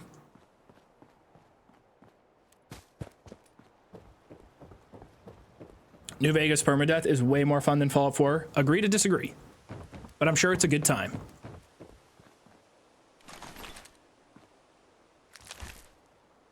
Oh, wait, what did I just loot? Oh, no, no, no, no, I can't do this. My looting habits are gonna get the best of me. This is gonna be tough. I'm so used to just taking everything. When we did roads only, I had to be an absolute loot goblin.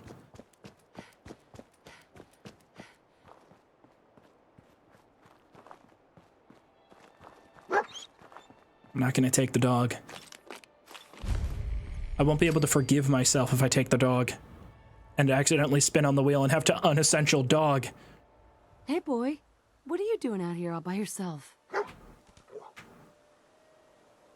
What about reduce FOV by 1? No, I don't want to do that. Sort of a flea bag, aren't you?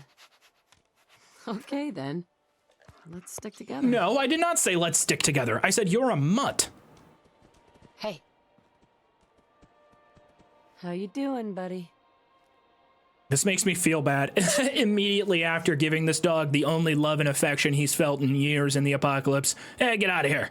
Going home now. Yeah, get out. Get lost, mutt.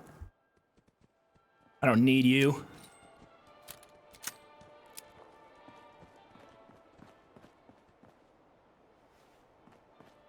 I don't know why, but for some reason in my game, the mole rats take forever to spawn in. Jabbo, do you get this?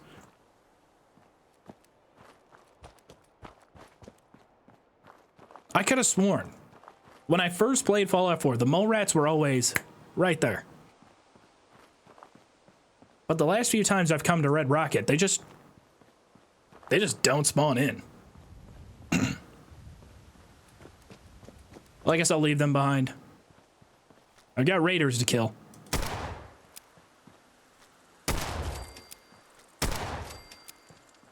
Ooh. Look at me landing shots. You know, we haven't played this game in a while, and my aim is pretty good.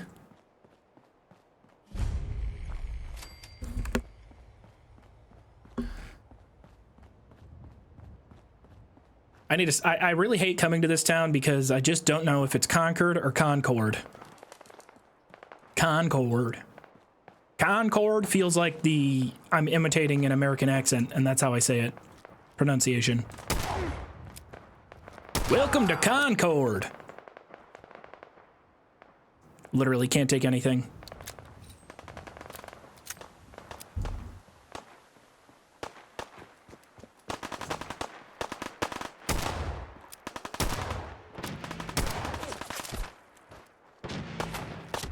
Oh, you gotta be shitting me. That quickly? Ah, stop it. Stop. Easy. Fun fact, Fallout 4 is a cover shooter. Why are you why? There's a much more dangerous target up on the ledge. If you ever feel useless, just remember Preston Garvey thinks he's the one winning this fight.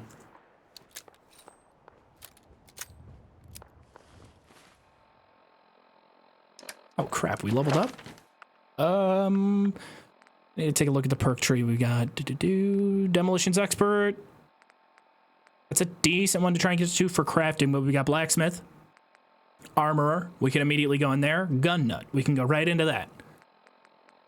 I would think that Gun Nut or Armorer should be the first perk that we take so we can get right into building tier 1 armor. Let's take Armorer just to see what we have available.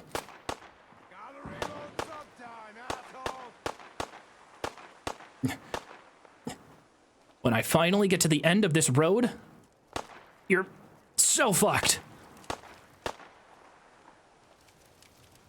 Come on, Nora. Okay, we died. This is good. Now we get to practice what happens when we start the actual challenge.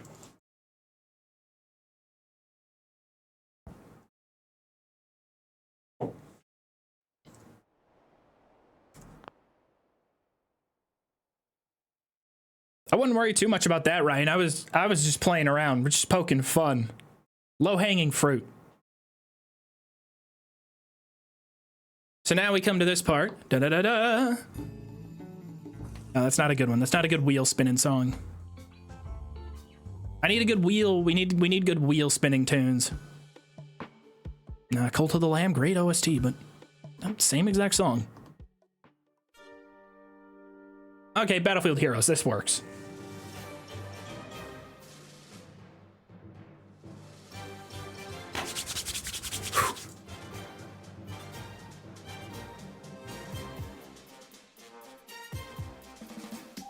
Okay, I don't have a follower. We're gonna spin again. Oh, please don't don't go on to the next one. I can't afford that today. Really?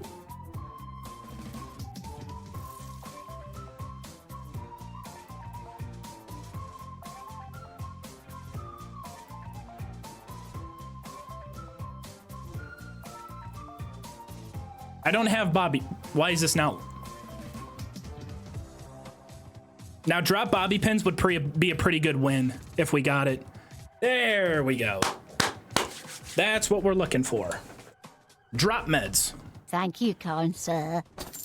Jobby time. Now, depending on how far we are in the depending on how far we are in the playthrough or what moment we're in, that could be huge. We lose all of our meds. Like, let's say it's right before a big fight, or even right now, right at the start of the game, losing all of our stim packs is kind of a kick-ass, that kind of sucks. So we would have to, reload our last save wherever it takes us to. And now I have to go enter the exact same encounter. Oh, right, true. I could when I come back to Sanctuary, they'll just be on the ground. Do I have a link to my playlist? Like the songs on the stream deck that just play? I don't. I need to change them up too. I haven't really changed them up enough lately. So we'll take the ammo. That's all. Ooh, dog meat.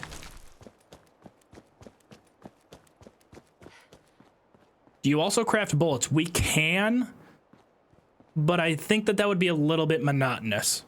Having to craft ammo. I feel like I should loot ammo.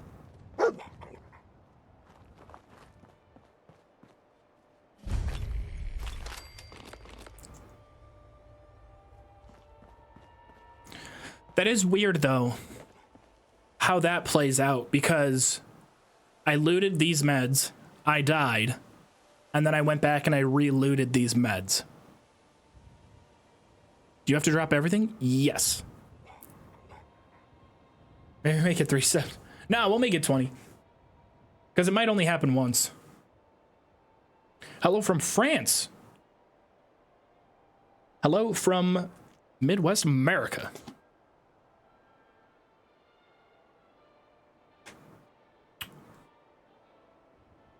So you can't pick up meds?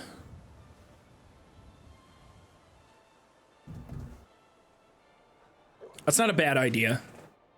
The only thing would be tracking it could get a little cumbersome. Hey, boy. What are you doing out here all by yourself? You want to come? Okay, let's take the dog with us. Sisters who always fight together. Okay, then. Let's stick together. Heebie-jeebus. Thank you for gifting 2 wood elf sisters who always fight together to the channel. Yeah, I know. There's fun stuff in here. I do love dog meat. My personal hot take is that Fallout 4 dog meat is the best follower in any BGS game. I love him. Shut up. I don't think the classical radio station is copyright, but you never know. Assuming your safe spot is in a settlement, maybe craft a trash can to deposit dropped stuff. There's no chance. That is true. Yeah. We're also not going to allow storage outside of junk being thrown into... What's it called? Red Rocket could be a fun... I wonder where we should have our main base. So, like, the only form of sort of checkpointing that we can have in terms of our loot is junk. But we do have loot. God damn, how did I... Really? It's the most obvious jump scare in video game history.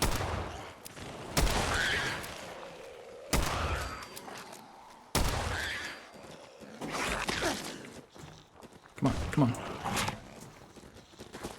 Oh, come on, that was gonna hit. Oh, God. Too much. Stole my kill. Stole my epic 360.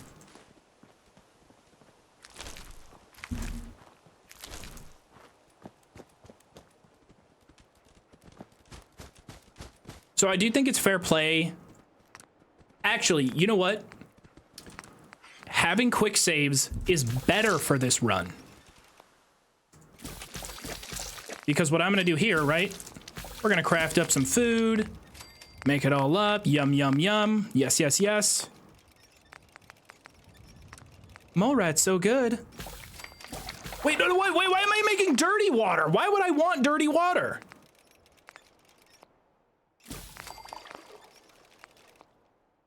Why would I downgrade my water?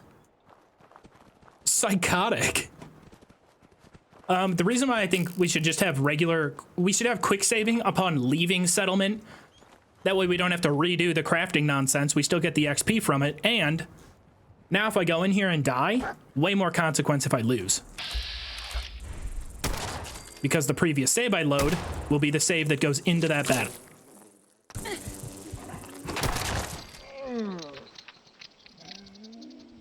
See?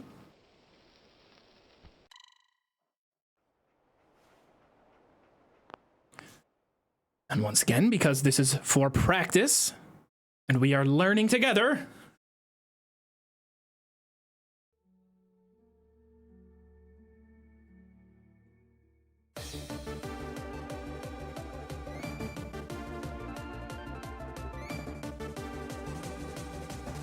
Fuck.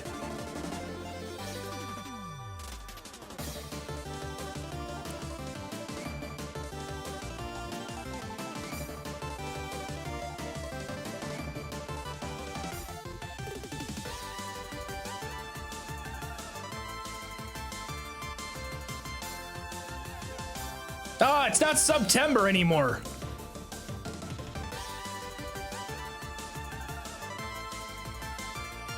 Hold on.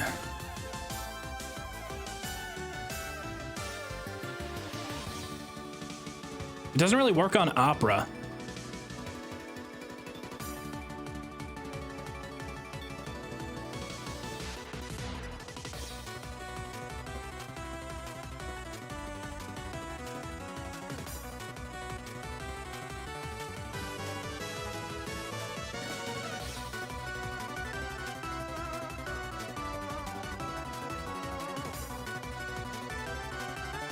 Why does this...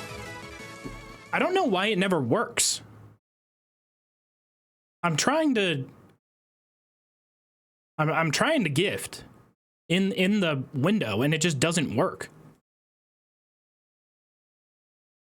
I don't understand. And every time I say that, it's like, yeah, right, whatever. You're just lying. You're just a liar. Can't afford. Oh, there we go. That one's getting claimed. That one's getting claimed, sadly. That it sucks that that one does. Nah, we need something exciting.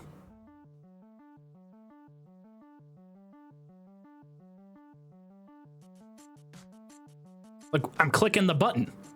Why does it just not work? It just doesn't want to work.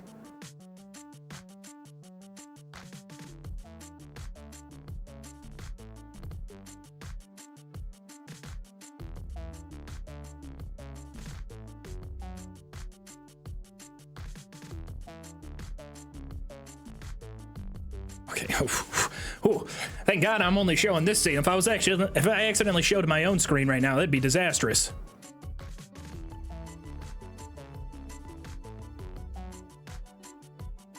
Well, I need to make sure that this works for the actual stream.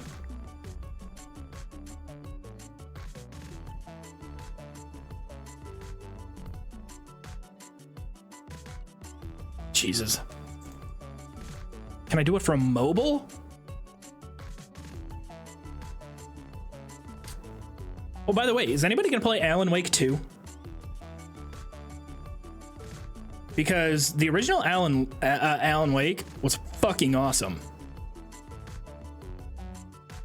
And I'm hearing like game-changing things about the second one.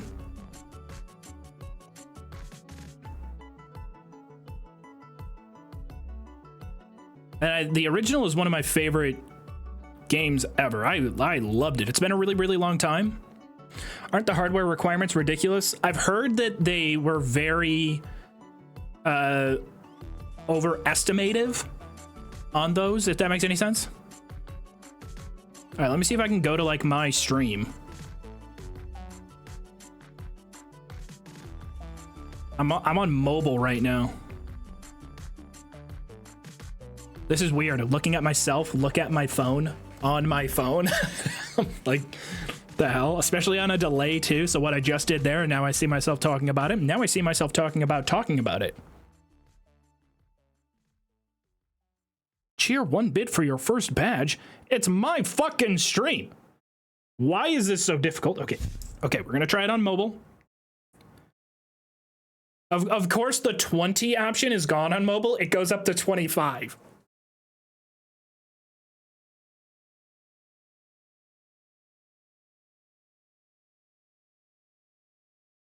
Oh no, I'm not gonna be able to use. No, I'm not gonna be able to use the Apple Store for it. It's on my old college email address. Your payment method was declined. I don't even know if I have a. Oh wait.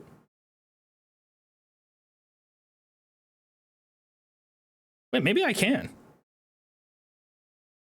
This is so cringe. This is so cringe. It's just, yeah.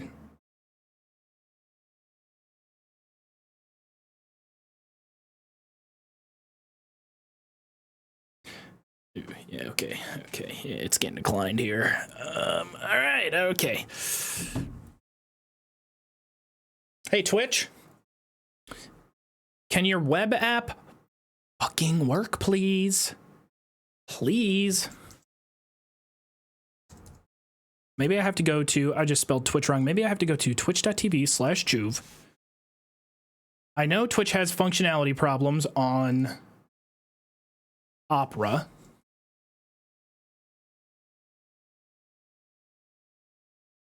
I'm a god. It was that fucking Kill a easy? god. What a grand and intoxicating Fixed it. innocence. I'm a god.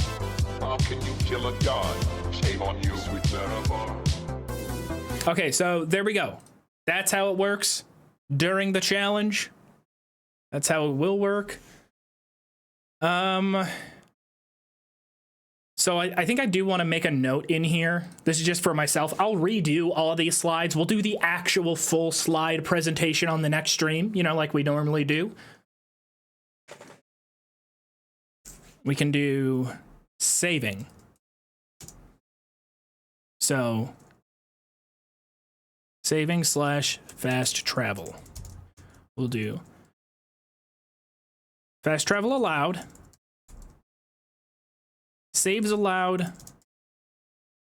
on fast travel or exit settlement.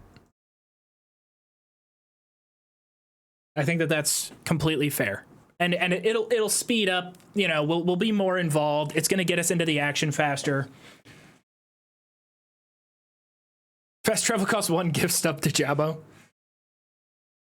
For the trash can idea, there are mods that can give you infinite portable storage. Use for storage. Oh.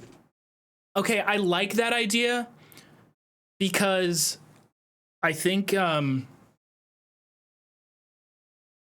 we should have a garbage can so that at the end of it we can see all of the deaths.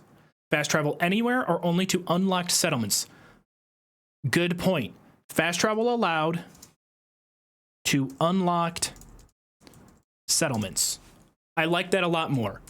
I think progressing through the settlements, that should have been vanilla survival mode. That is one thing that I think vanilla survival mode it should have out of the box is fast travel just between settlements. If you have a caravan line set up, you should be able to fast travel between settlements. That's one vanilla change that I think I like what survival does for the settlement system because it does give it a lot of value to the gameplay and how you progress through the game. But that small little tweak, I think makes survival so much more accessible and it makes the settlement aspect of the game way more satisfying and way more, you know, just kind of connected. Joe Joman mod pack. I had the mod for underground settlement travel. How does one do caravans?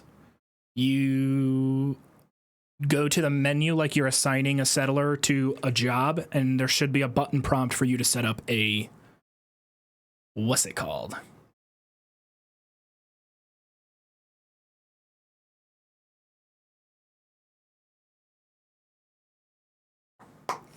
Do you need to have local leader too for supply lines? I guess I didn't know that. I'm always forgetting things and learning new things. I didn't even know how awesome Namira's quest was until we did that last video. By the way, shout out to whoever commented on the most recent upload, and they said something along the lines of, they were like, damn, real roundabout way of just saying, let's play modded Skyrim. Because, like, yeah, true. I was like, yep. Welcome to the channel. That's basically what it is. It's a real wordy and roundabout way of let's play Skyrim. Like, that's basically it. That one made me laugh. Can Billy live in Sanctuary for this challenge? It's gonna be hard to pick up Billy because we gotta get all the way across the map to pick him up. We could try to pick up Billy Reloaded. He's a little overpowered, but I like Billy Reloaded. Gotta become a cannibal. Ooh, you know what we'll put on the Wheel of Names? Wait, I don't even know if I can take Vans. Is Vans the level 1 perception perk? Yeah, regardless. Let's get back to the game. Let's keep practicing. I didn't lose anything in-game. I only lost 20 subs. I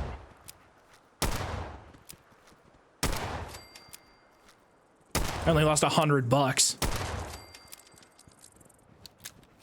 I guess technically 50.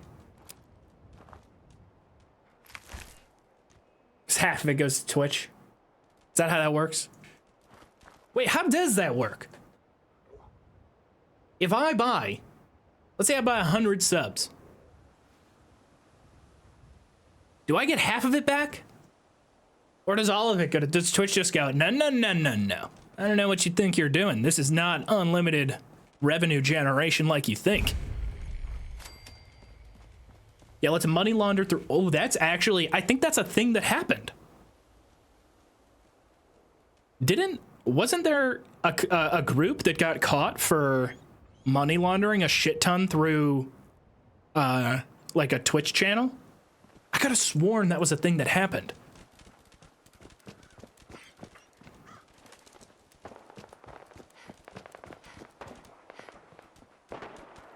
Like, congrats, you gave Amazon half your operation. Is there someone in the church? Is that a body I'm seeing? I don't think it's alive. Oh. Well. I was about to say, if it isn't the consequences of my actions, but I have enough meds, even after losing them. But look, now we only have one stim pack left.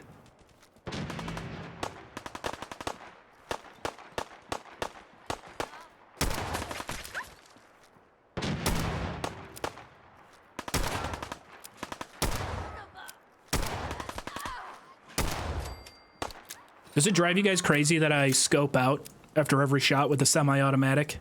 Or with the bolt action slash lever?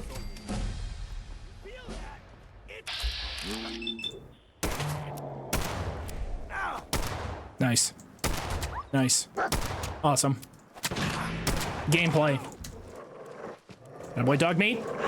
Keep holding him. Dude. I've got a group of settlers inside. The raiders are almost through the door. Why does he always have to take my kill? Help us, please. Ooh, yeah, not being able to scrap weapons and armor is a little bit tough. That's tough for sure.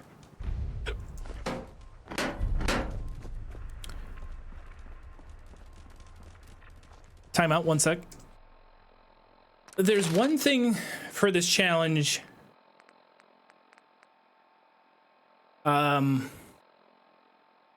that does bum me out. And it's not incentivizing Scrapper. I feel like that's a missed opportunity, not incentivizing Scrapper. Is there a way that Scrapper can be included, but not involve scrapping weapons and armor? Because I really, I love having to spend perk points on more valuable scrapping, but this only applies to weapons and armor, which we've ruled out. Maybe favorite all your crafted items.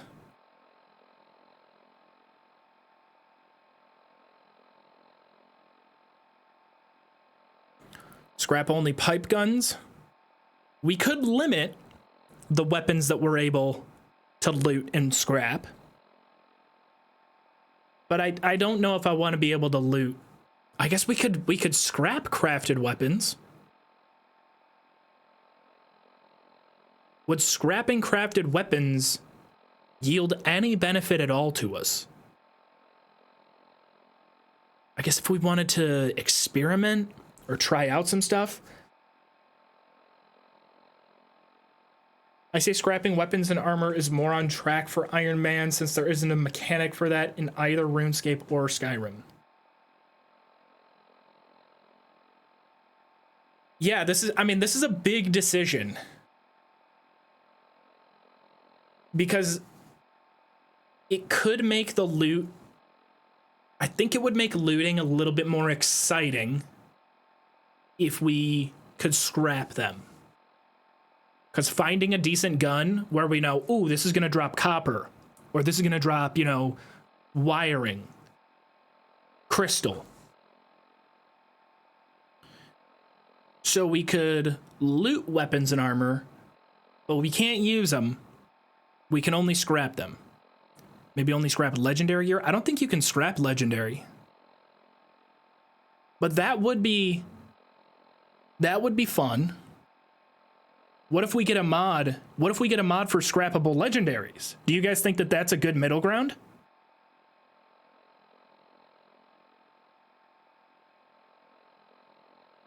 I think I think those are really the two main things here. If we're able to only scrap legendaries, I think that does add an interesting element to the game. It incentivizes us to fight legendaries. It increases the importance of battling a legendary. It also incentivizes us to take Scrapper, but it also disallows us from getting a shitload of crafting materials via weapons and armor. Because if you have Scrapper and you just take every piece of armor and every single weapon, you're going to be able to skyrocket how many materials you have really, really quickly. I kind of like that. So I think we're going to get that mod. If there was a way to make it so that the legendaries dropped extra scrap when we scrap them, I think that would be the perfect middle ground and balance for the challenge. I'm gonna back out of my game and look for it real quick. Let's do scrappable legendary items, Fallout 4. Scrappable legendaries and uniques. Allow scrapping of legendary and unique weapons and armor for base game and DLCs. This is a very clean standalone mod that removes the unscrappable keyword from all legendary mods and unique weapons and armor. Fair warning, this is also okay. Future plans. Improved components retrieved from scrapping legendary items. Damn, I wish this mod had that update, but it doesn't.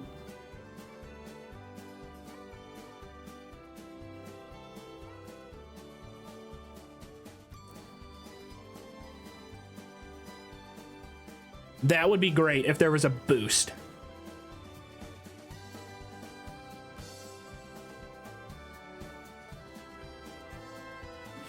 Let me message DDM.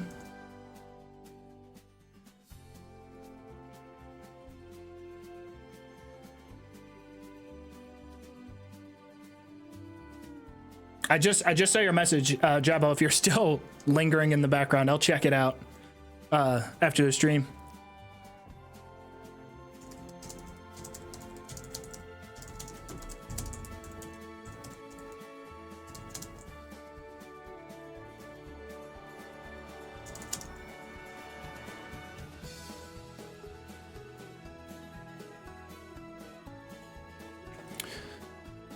Alternatively, maybe lower the amount of scrap you get from weapons and armor. So the only issue with that is I would like to limit the amount of items that we are bringing back and scrapping, right? Like we have junk items, but I think the flow of the challenge itself would be a little bit, well, there's a couple different ways it can go, because if I'm picking up all the weapons and armor that I find, that incentivizes carry weight, right? But carry weight's already going to be incentivized by the miscellaneous junk items that I'm picking up.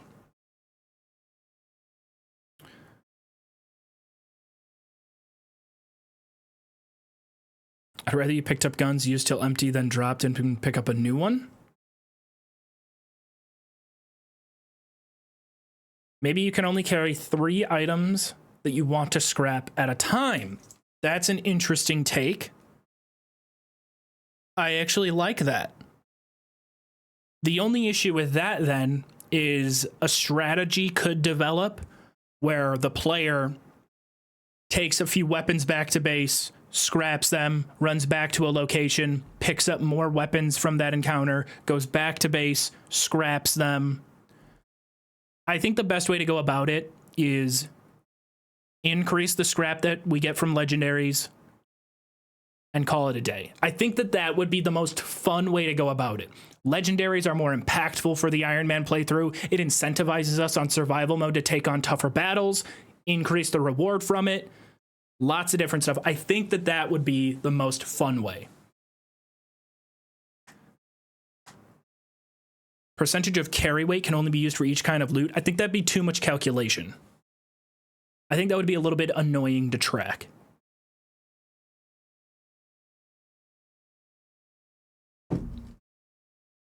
might be dull to always be workbenching. I don't think that we would be workbenching too much.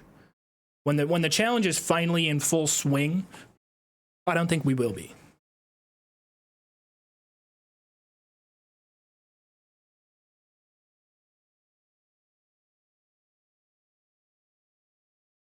I think you're onto something, though, when you say carry, 3 items, limited items. I don't know if that really works for Iron Man, though. I'm trying to think. It's hard to just think logically about, like, I'm playing on survival mode, I encounter this situation. That's sort of why I wanted to do a testing stream with it, because adapting it to Fallout 4 is tougher than I thought at first. Can you explain what Iron Man is? I think it would be easier if you, B-Shell, if you exclamation point rules, it'll take you to the list of rules. We're currently working on them right now, trying to figure out the best way to go about it. But if you go to there's a link in the first slide that will take you to the Skyrim Iron Man. Those rules would give you a better idea of what we're going for. We're trying to adapt that rule set into Fallout 4 for a series of challenge streams. But yes, also, you'll get a pretty good idea if you watch the Skyrim Iron Man video that we did a while back. I think the Wheel of Pain is good, but I want it more often. Well, you have to think about it like...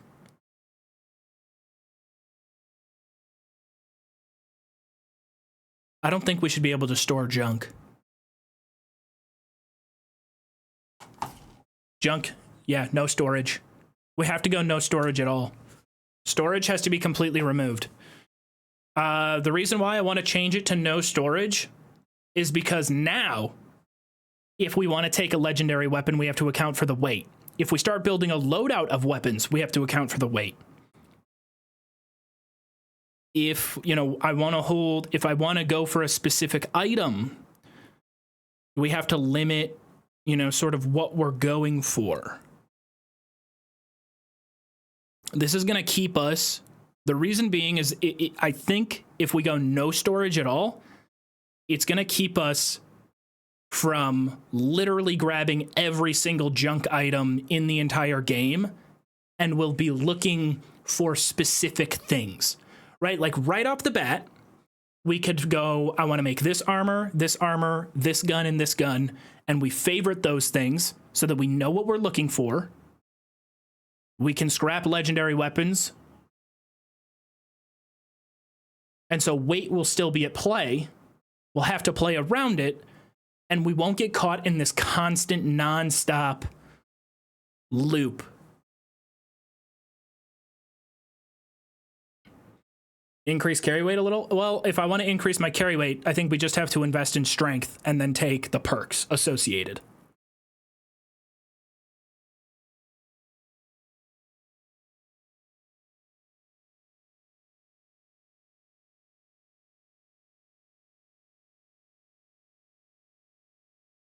You can only use VATS to scope out where enemies are, but not to attack. I don't really use attack too much in combat.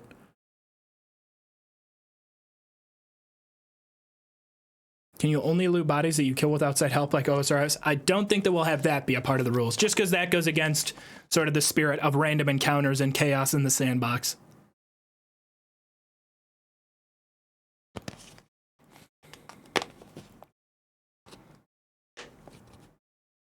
Right, you can also make your armor pocketed if we need more carry weight. There's a lot of vessels in game that we can use to increase our carry weight.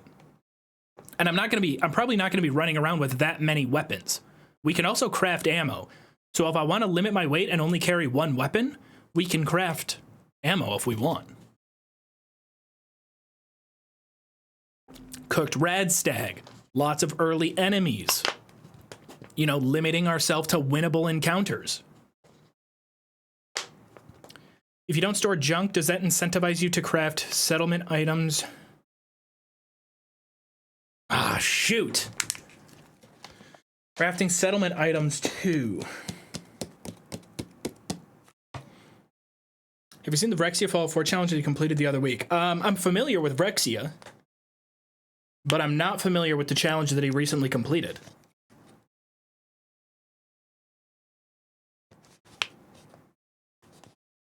Adds a backpack as a container. I don't know if I want to use mods to increase player carry weight. He actually completed the no-hit 100% Fallout permadeath challenge. Has he never... I guess I operated under the assumption that he had already done it before, but congratulations. I didn't know he had only been going for that the whole time. That's fantastic.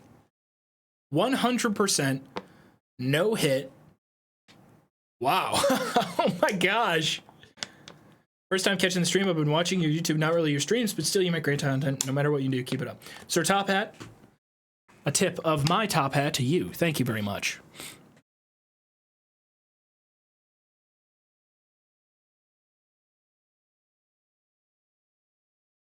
Perk mags and bobbleheads, those are in play. We could take those. No VATs and no chems. Wow. That's fantastic. Congratulations. That's a huge, huge achievement. I don't even think I could beat the game survival permadeath. No way. I mean, you have to have... Think about the knowledge required. I'm getting distracted again, but think about the knowledge that you have to have of the game. You have to know the location of every landmine, of every enemy spawn, of the AI and how they will employ, what weapons they're using, how they're going to attack you, what best angles there are to avoid getting hit.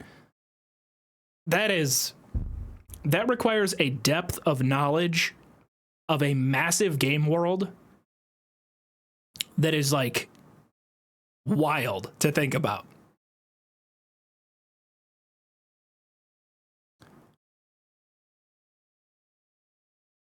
Okay.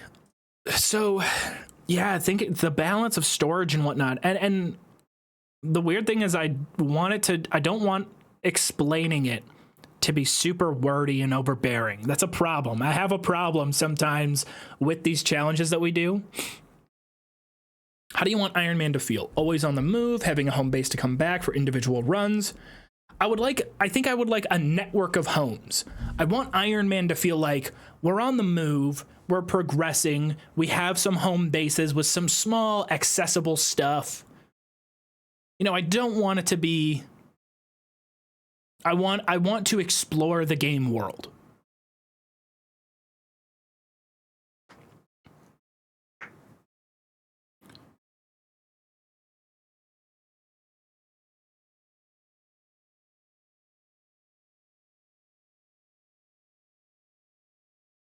I have this playing in the background and I keep thinking it's buffering if he's not talking. This man just makes zero sound. Wait, are you talking about me? Sorry, I'll make more noise.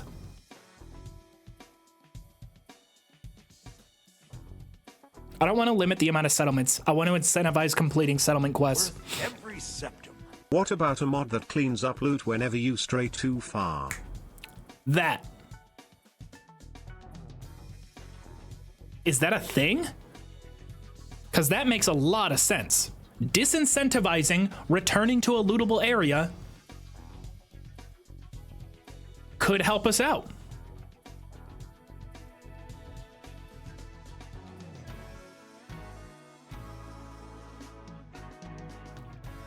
I haven't been able to focus since I took away the subway surfers. I've had subway surfers on like once. And Mr. Feather, I appreciate that. Thank you very much for 1,000 bits. It's very kind of you and a very good suggestion.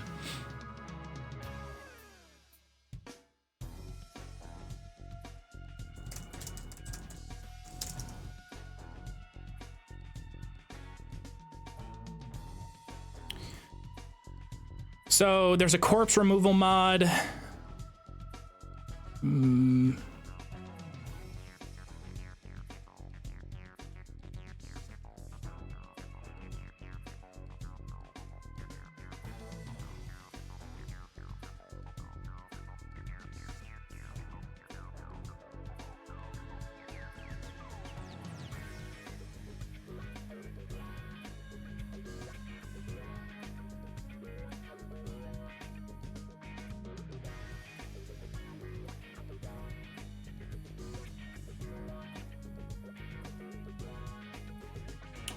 This is an interesting mod.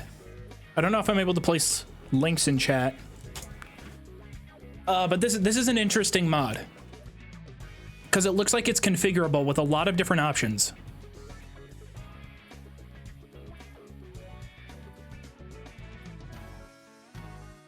It looks like in here I need details. There's a cleaning mode. We'll simply clean any corpse from the game world without any further action. Unique actors will be moved to a special place where the Undertaker is taking care of them. Leveled and non-unique actors that are set to respawn will be treated as if they were removed by the vanilla Fallout 4 dead actor removal function. They will simply vanish and naturally respawn like they would normally on the next respawn cycle. The cleaning mode is also the final stage of the other modes, except nailing a dead actor. Cleaning also gives you a configurable amount of experience, which is multiplied on the target's level. So we would remove any experience gain from that. I'm not sure what nailing is.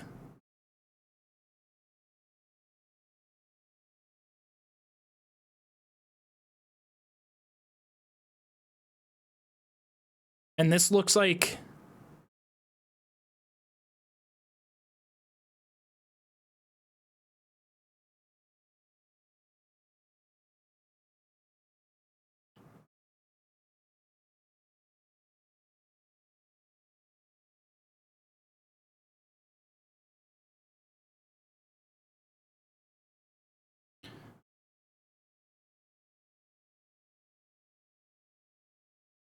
Why are we cleaning mods? Well, we're trying to think of a mod that could be implemented into our Iron Man run that says, okay, you have completed a combat encounter. You can loot, you know, a weapon of your choice.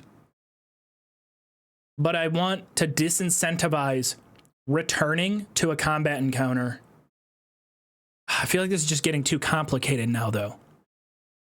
It's getting too complicated. I think it needs to be it needs to be simplified. I think. Thank you, kind sir. Love watching you, always enjoyable. Thank you. Kyokane, thank you for 3 months. That was very kind of you. I think, you know, KISS, keep it simple, stupid. Lootable legendaries. I think lootable legendaries, scrappable legendaries, triple the amount of scrap that we get from legendaries, and call it a day. I think that would be the best. And then we can't loot weapons, we can't loot armor. Pipe guns are already crafted, technically, but not by us. We have to be the one that crafts them. And then for storage, okay, how about this? 50 pounds. What if we just limit the weight that we can store in terms of junk at a home base? That way we have a little bit that we can store at home. We gotta think about it. So no storage, or we'll do storage limit.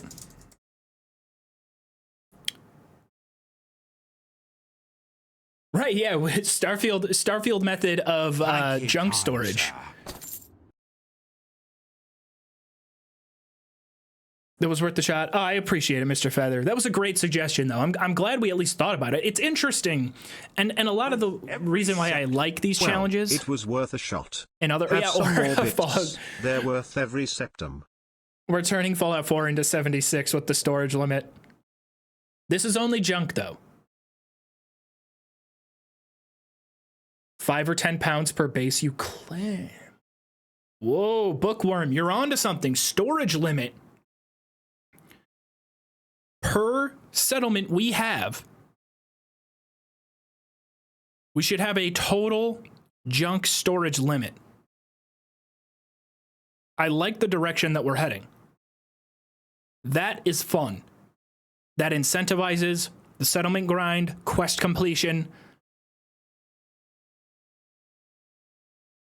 Storage limit. 30 pounds to start.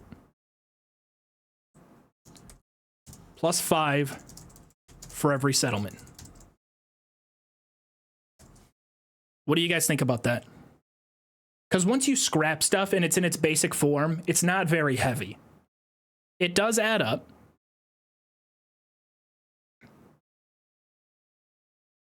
And I think that we would have to have like one main settlement.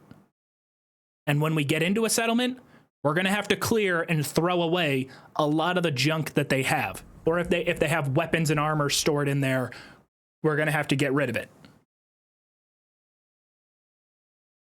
How would you keep track of that, though? That's a great question. Stop calling me.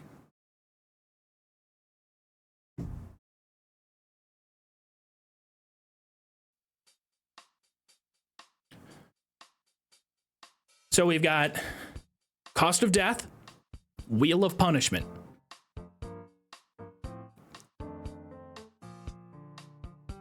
Available loot. No armor or guns. Ammo allowed. Chems and food allowed. Legendaries allowed.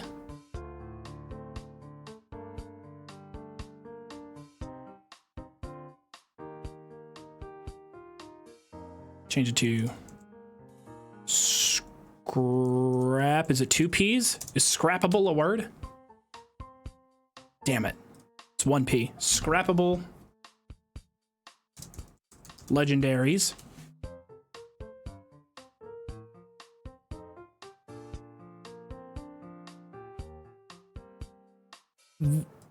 We're almost there. We're so close with the storage limit. Because you're right. I see the issue. Adding it up, trying to do the math, figure out what our weight is, you know, all the settlements combined, how many are we storing our junk at?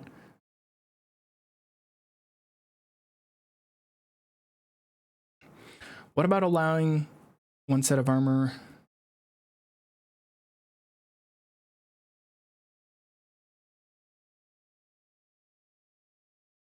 I think we're okay on the wheel. I don't want to do the wheel too many times in too many different ways.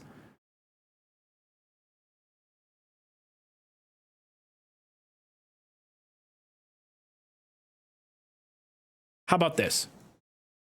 10 pounds of junk every settlement. I think that would be, I think having a simple weight limit on every workbench of 10 pounds of junk. That's what you get. I'm gonna see if there's a mod for a workbench weight limit.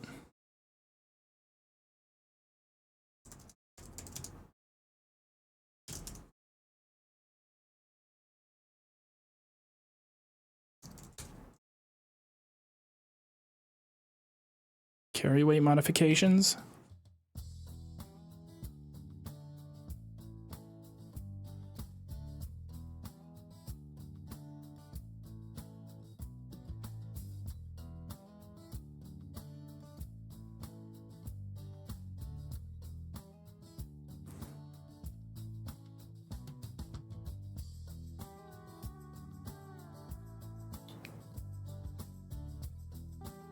Every new settlement allow you to store a new junk item.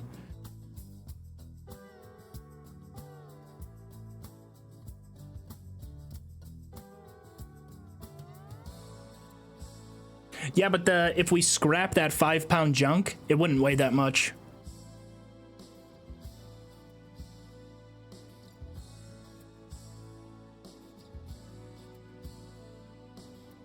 Should we ban local leader perk or keep it? I don't know if we would need local leader.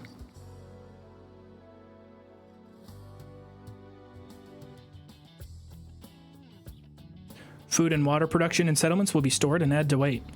We'll have to limit our production.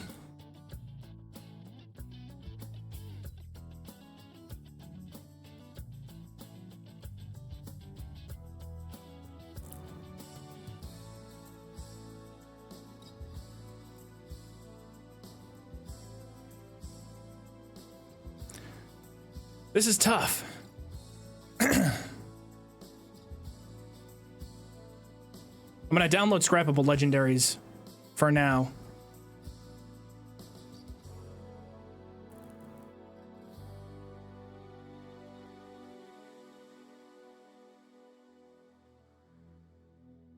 Oh, hold on. Craftable legendary mod.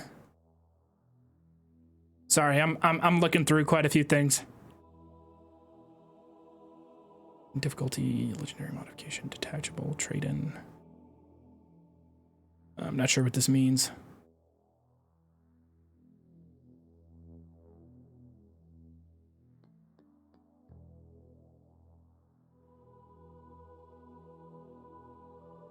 Can you heal? Yeah.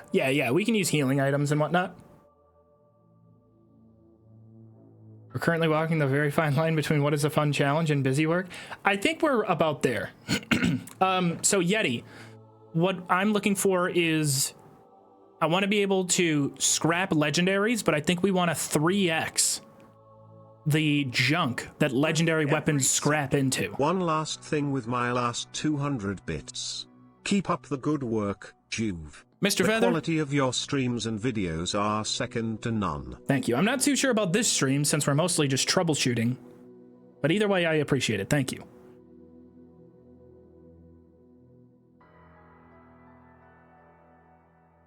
I don't think I intend on having many merchants at settlements. Could be useful. I can probably make that up. Let me know. Keep me posted. Because right now it seems like the most fun way to do this would either be no storage or having a storage limit at settlements for junk. Not being able to loot armor and guns, but being able to loot and scrap legendaries.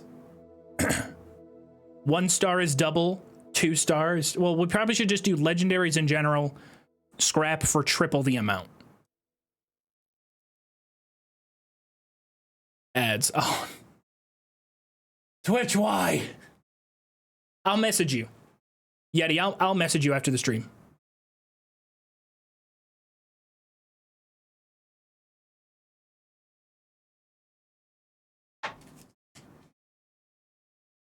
But if you did hear that, I'll go through it one more time. What we're mainly looking for is, on this run, the inability to loot weapons and armors, but the ability to loot legendary weapons, and if we scrap legendaries, they scrap for triple the amount.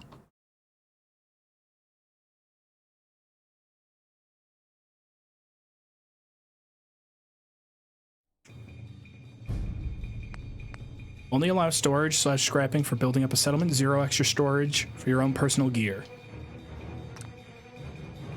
Not a bad idea.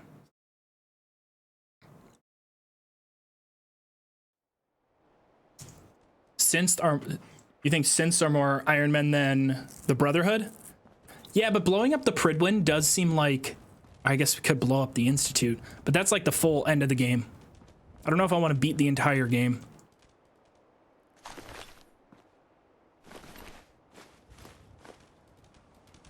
Oh, I like the laser musket. Okay, so now I want to do this quest. I have no ammo. I got nothing.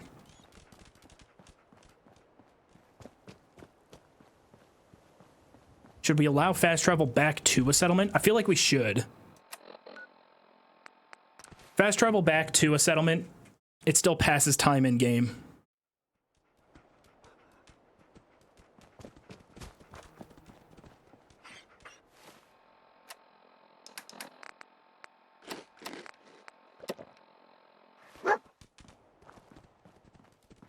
Damn, I need sleep.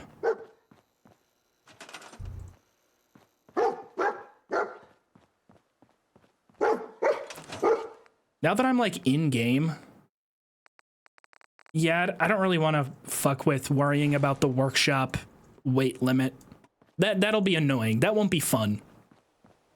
Got to think about what's fun. What's fun is finding legendaries, getting a ton of scrap for them, finding good junk. That's fun.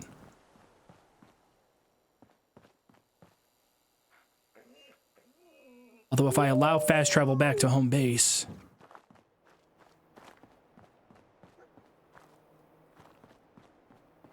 wow, there is a fine line here on this. This is a conundrum. I think this will work. It just needs a little bit more. It needs something.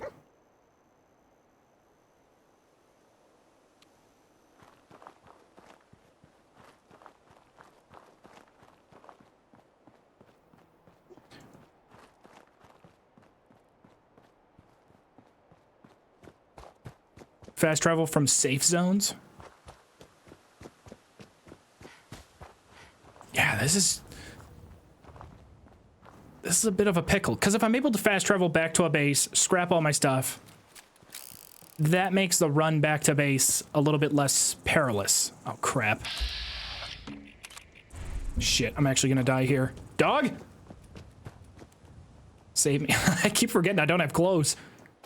She looks so goofy running around. Does she have the same sprinting animation as Nate? Oh, God, where's my dog? Woo! Oh, I hate that sound. Go, open! God damn it! Open the door! You didn't run! Don't die. Don't die. Please don't bleed out. Oh, okay. I didn't bleed out.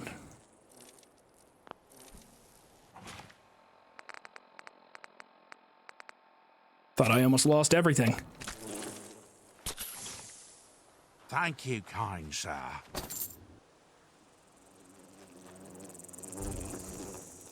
Amami Moo, thank you for the tier 1.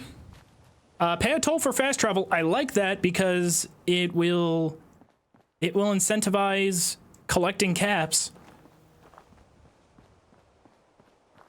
Now we are turning this into Fallout 76. What the hell? Hey, get him. Please go kill it. Finish what you started.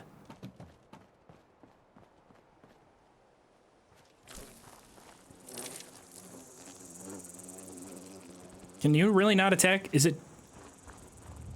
This is ridiculous. I want a new follower now. I want to get rid of this dog.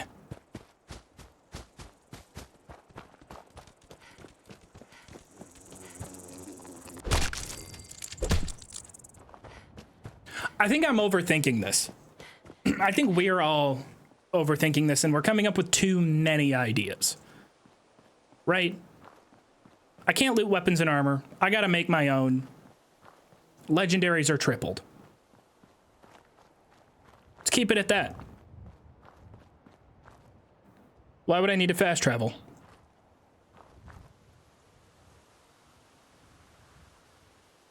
What is this challenge? Well, we're coming up with it as we go. Can you loot ammo? Yes, ammo is lootable. Store junk, basic junk like wood and steel in workshops. Any tier 2 or higher has to be on you. Joram, thank you for the prime. It is kind of funny. It does. It feels like we're just like, we keep circling back when talking about this and going, wait a minute. This is just, we're basically just taking some rules from 76 and putting them. Maybe I should do this all in 76.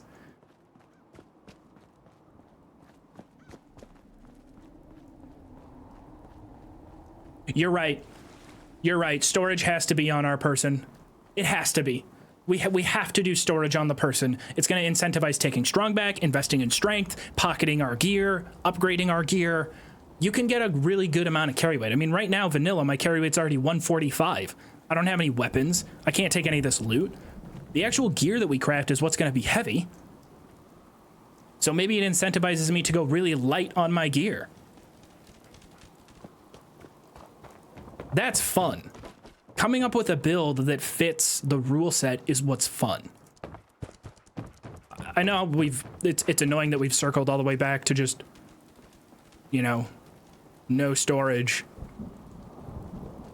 I can use what's available in a settlement, right? Scrap a couple things at Sanctuary, but outside of that, nothing.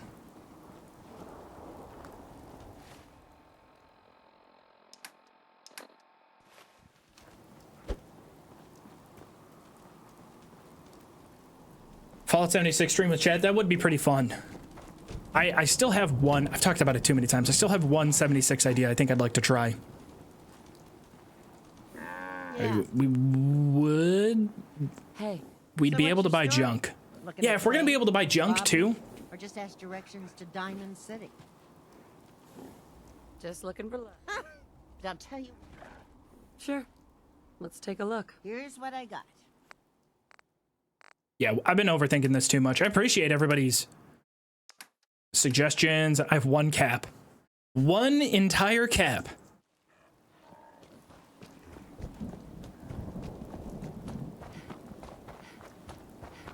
I think that's what we'll do. Had a deal, Trudy.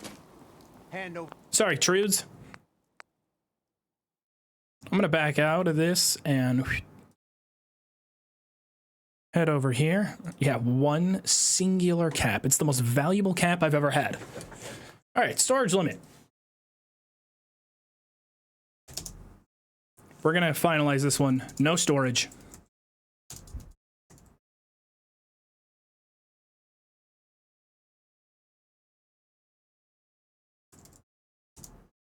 And then, you know, if there's stuff at the settlement that's available, we wanna scrap some stuff at any settlement we go to that just automatically goes into the workbench. That's okay. But if we're running around, if we're collecting stuff, we have to be selective. Is it okay to have dog meat find ammo? Sure. Yeah, if that's a mechanic we want to use. All enemies are legendary and you must use every legendary armor and weapon you find and ditch the old one it replaced. That could be fun.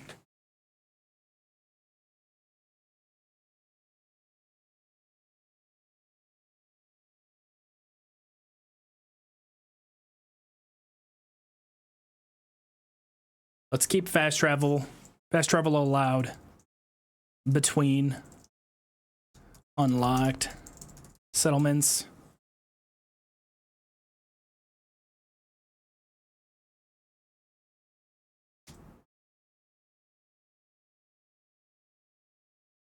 I guess if I wanted to, if I found a legendary, I could just spawn in 2 extras of a legendary and then scrap them.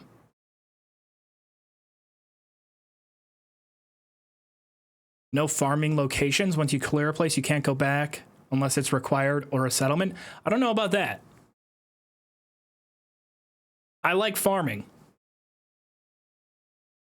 I do like farming. So you can't pick up any clothes, you have to craft them? Yes.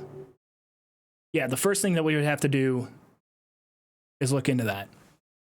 But I think this is a good enough base for what we have. It should be possible. It should be a lot of fun. It should lead to some drama, some funny punishments on the wheel. It feels relatively balanced. We're going to have to manage our weight, invest properly, and kind of change how we think about survival. Death is going to be punishing and fun. I like that. I like when death is fun. We're probably going to start this tomorrow, Fritz. I gave everybody, you know, the updates earlier on my father. The toll. Fast travel toll. Fast travel allowed between unlocked settlements. Pay a fee. Put that in question marks, see if we can look into that. Can you craft clothes in Fallout 4? Yes. Yes.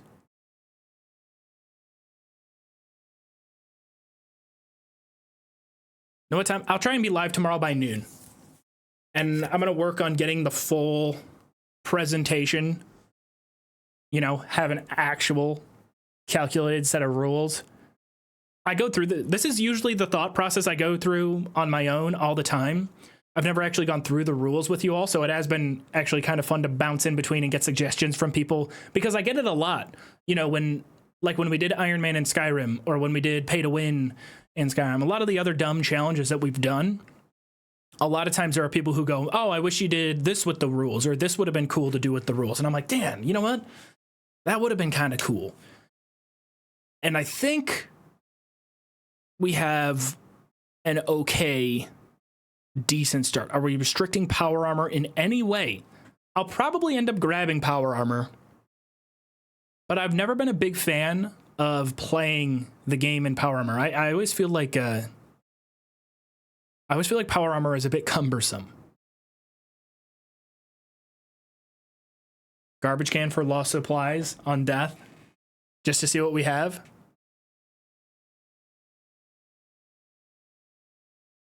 Yeah, we probably should try to get a suit of power armor once we have our initial stuff. Power armor is pretty good though. It feels, I like being a bit squishy. I like the risk. I love the feeling of being naked in the wilderness, or, you know, being isolated and near death at all times. It gets me going. Don't push rules and regulations too far at the moment. Remember Skyrim, bingo. Bingo, you are so on. Oh man, the initial Skyrim bingo was a fucking disaster. It was a cool concept in theory, but just far too much going on. Way too much. Lots. It was a lot.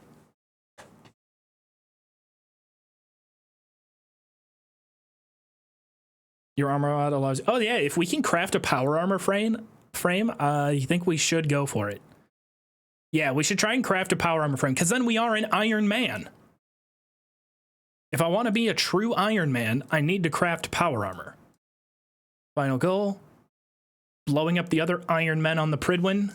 So become true Iron Man by building power armor suit and blowing up the other. That's perfect. That's a perfect end goal. Yes, become Iron Man, build our own power armor suit, and take out the bastards on the Pridwin. So we're mostly just going to have to run the main quest. Is there a time limit? I don't think that there's a time limit. More so just, you know, get to the end goal. We'll see how long it takes. If it takes far too long, maybe we split it into 2 parts again. I'd like to not split into 2 parts. I'm hoping that this takes roughly 20-ish hours. Also, if we stick to questing, we're going to be on the move a lot. We're not going to do that much settlement play. That's what we should do. We should focus on the questing. Don't get too involved in the settlement gameplay. Questing, challenging encounters. I'm gonna die so much. I'm gonna die so much. I think we should be good though. This should be fun. Yeah, now I'm thinking this should be good. Fully upgrade the power armor and include a jetpack. That would take far too long. Lower the gift sub option to 5 just in case. Yeah, 20 is pretty high. I'll lower it to 10. I'll lower it to 10.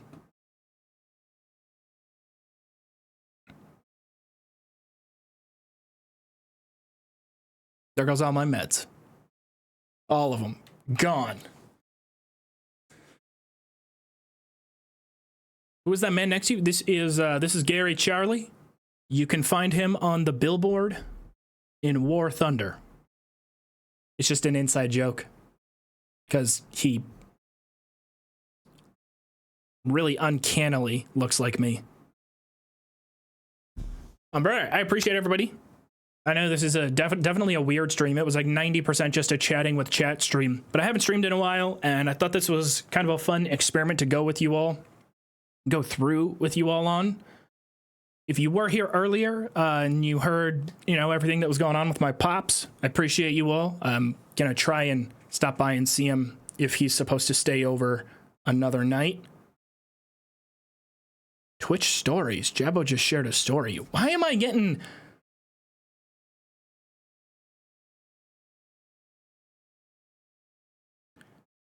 stories? When are there stories on Twitch? But I appreciate you all. I will let him know that you all are, you know, thinking of him. He appreciates it. And we'll be back tomorrow. We're going to start this challenge. I think it's going to be a fucking blast. I think it's going to be a blast. It's going to be punishing. It'll be a bit painful, but I think we'll be okay. We'll focus on stealth. We got to do a stealth build. Never done one. Anyway, I appreciate you all. I'll try and have this up on the VOD channel tomorrow so that we actually have an upload. But thank you all. We'll talk soon. We'll raid out tomorrow.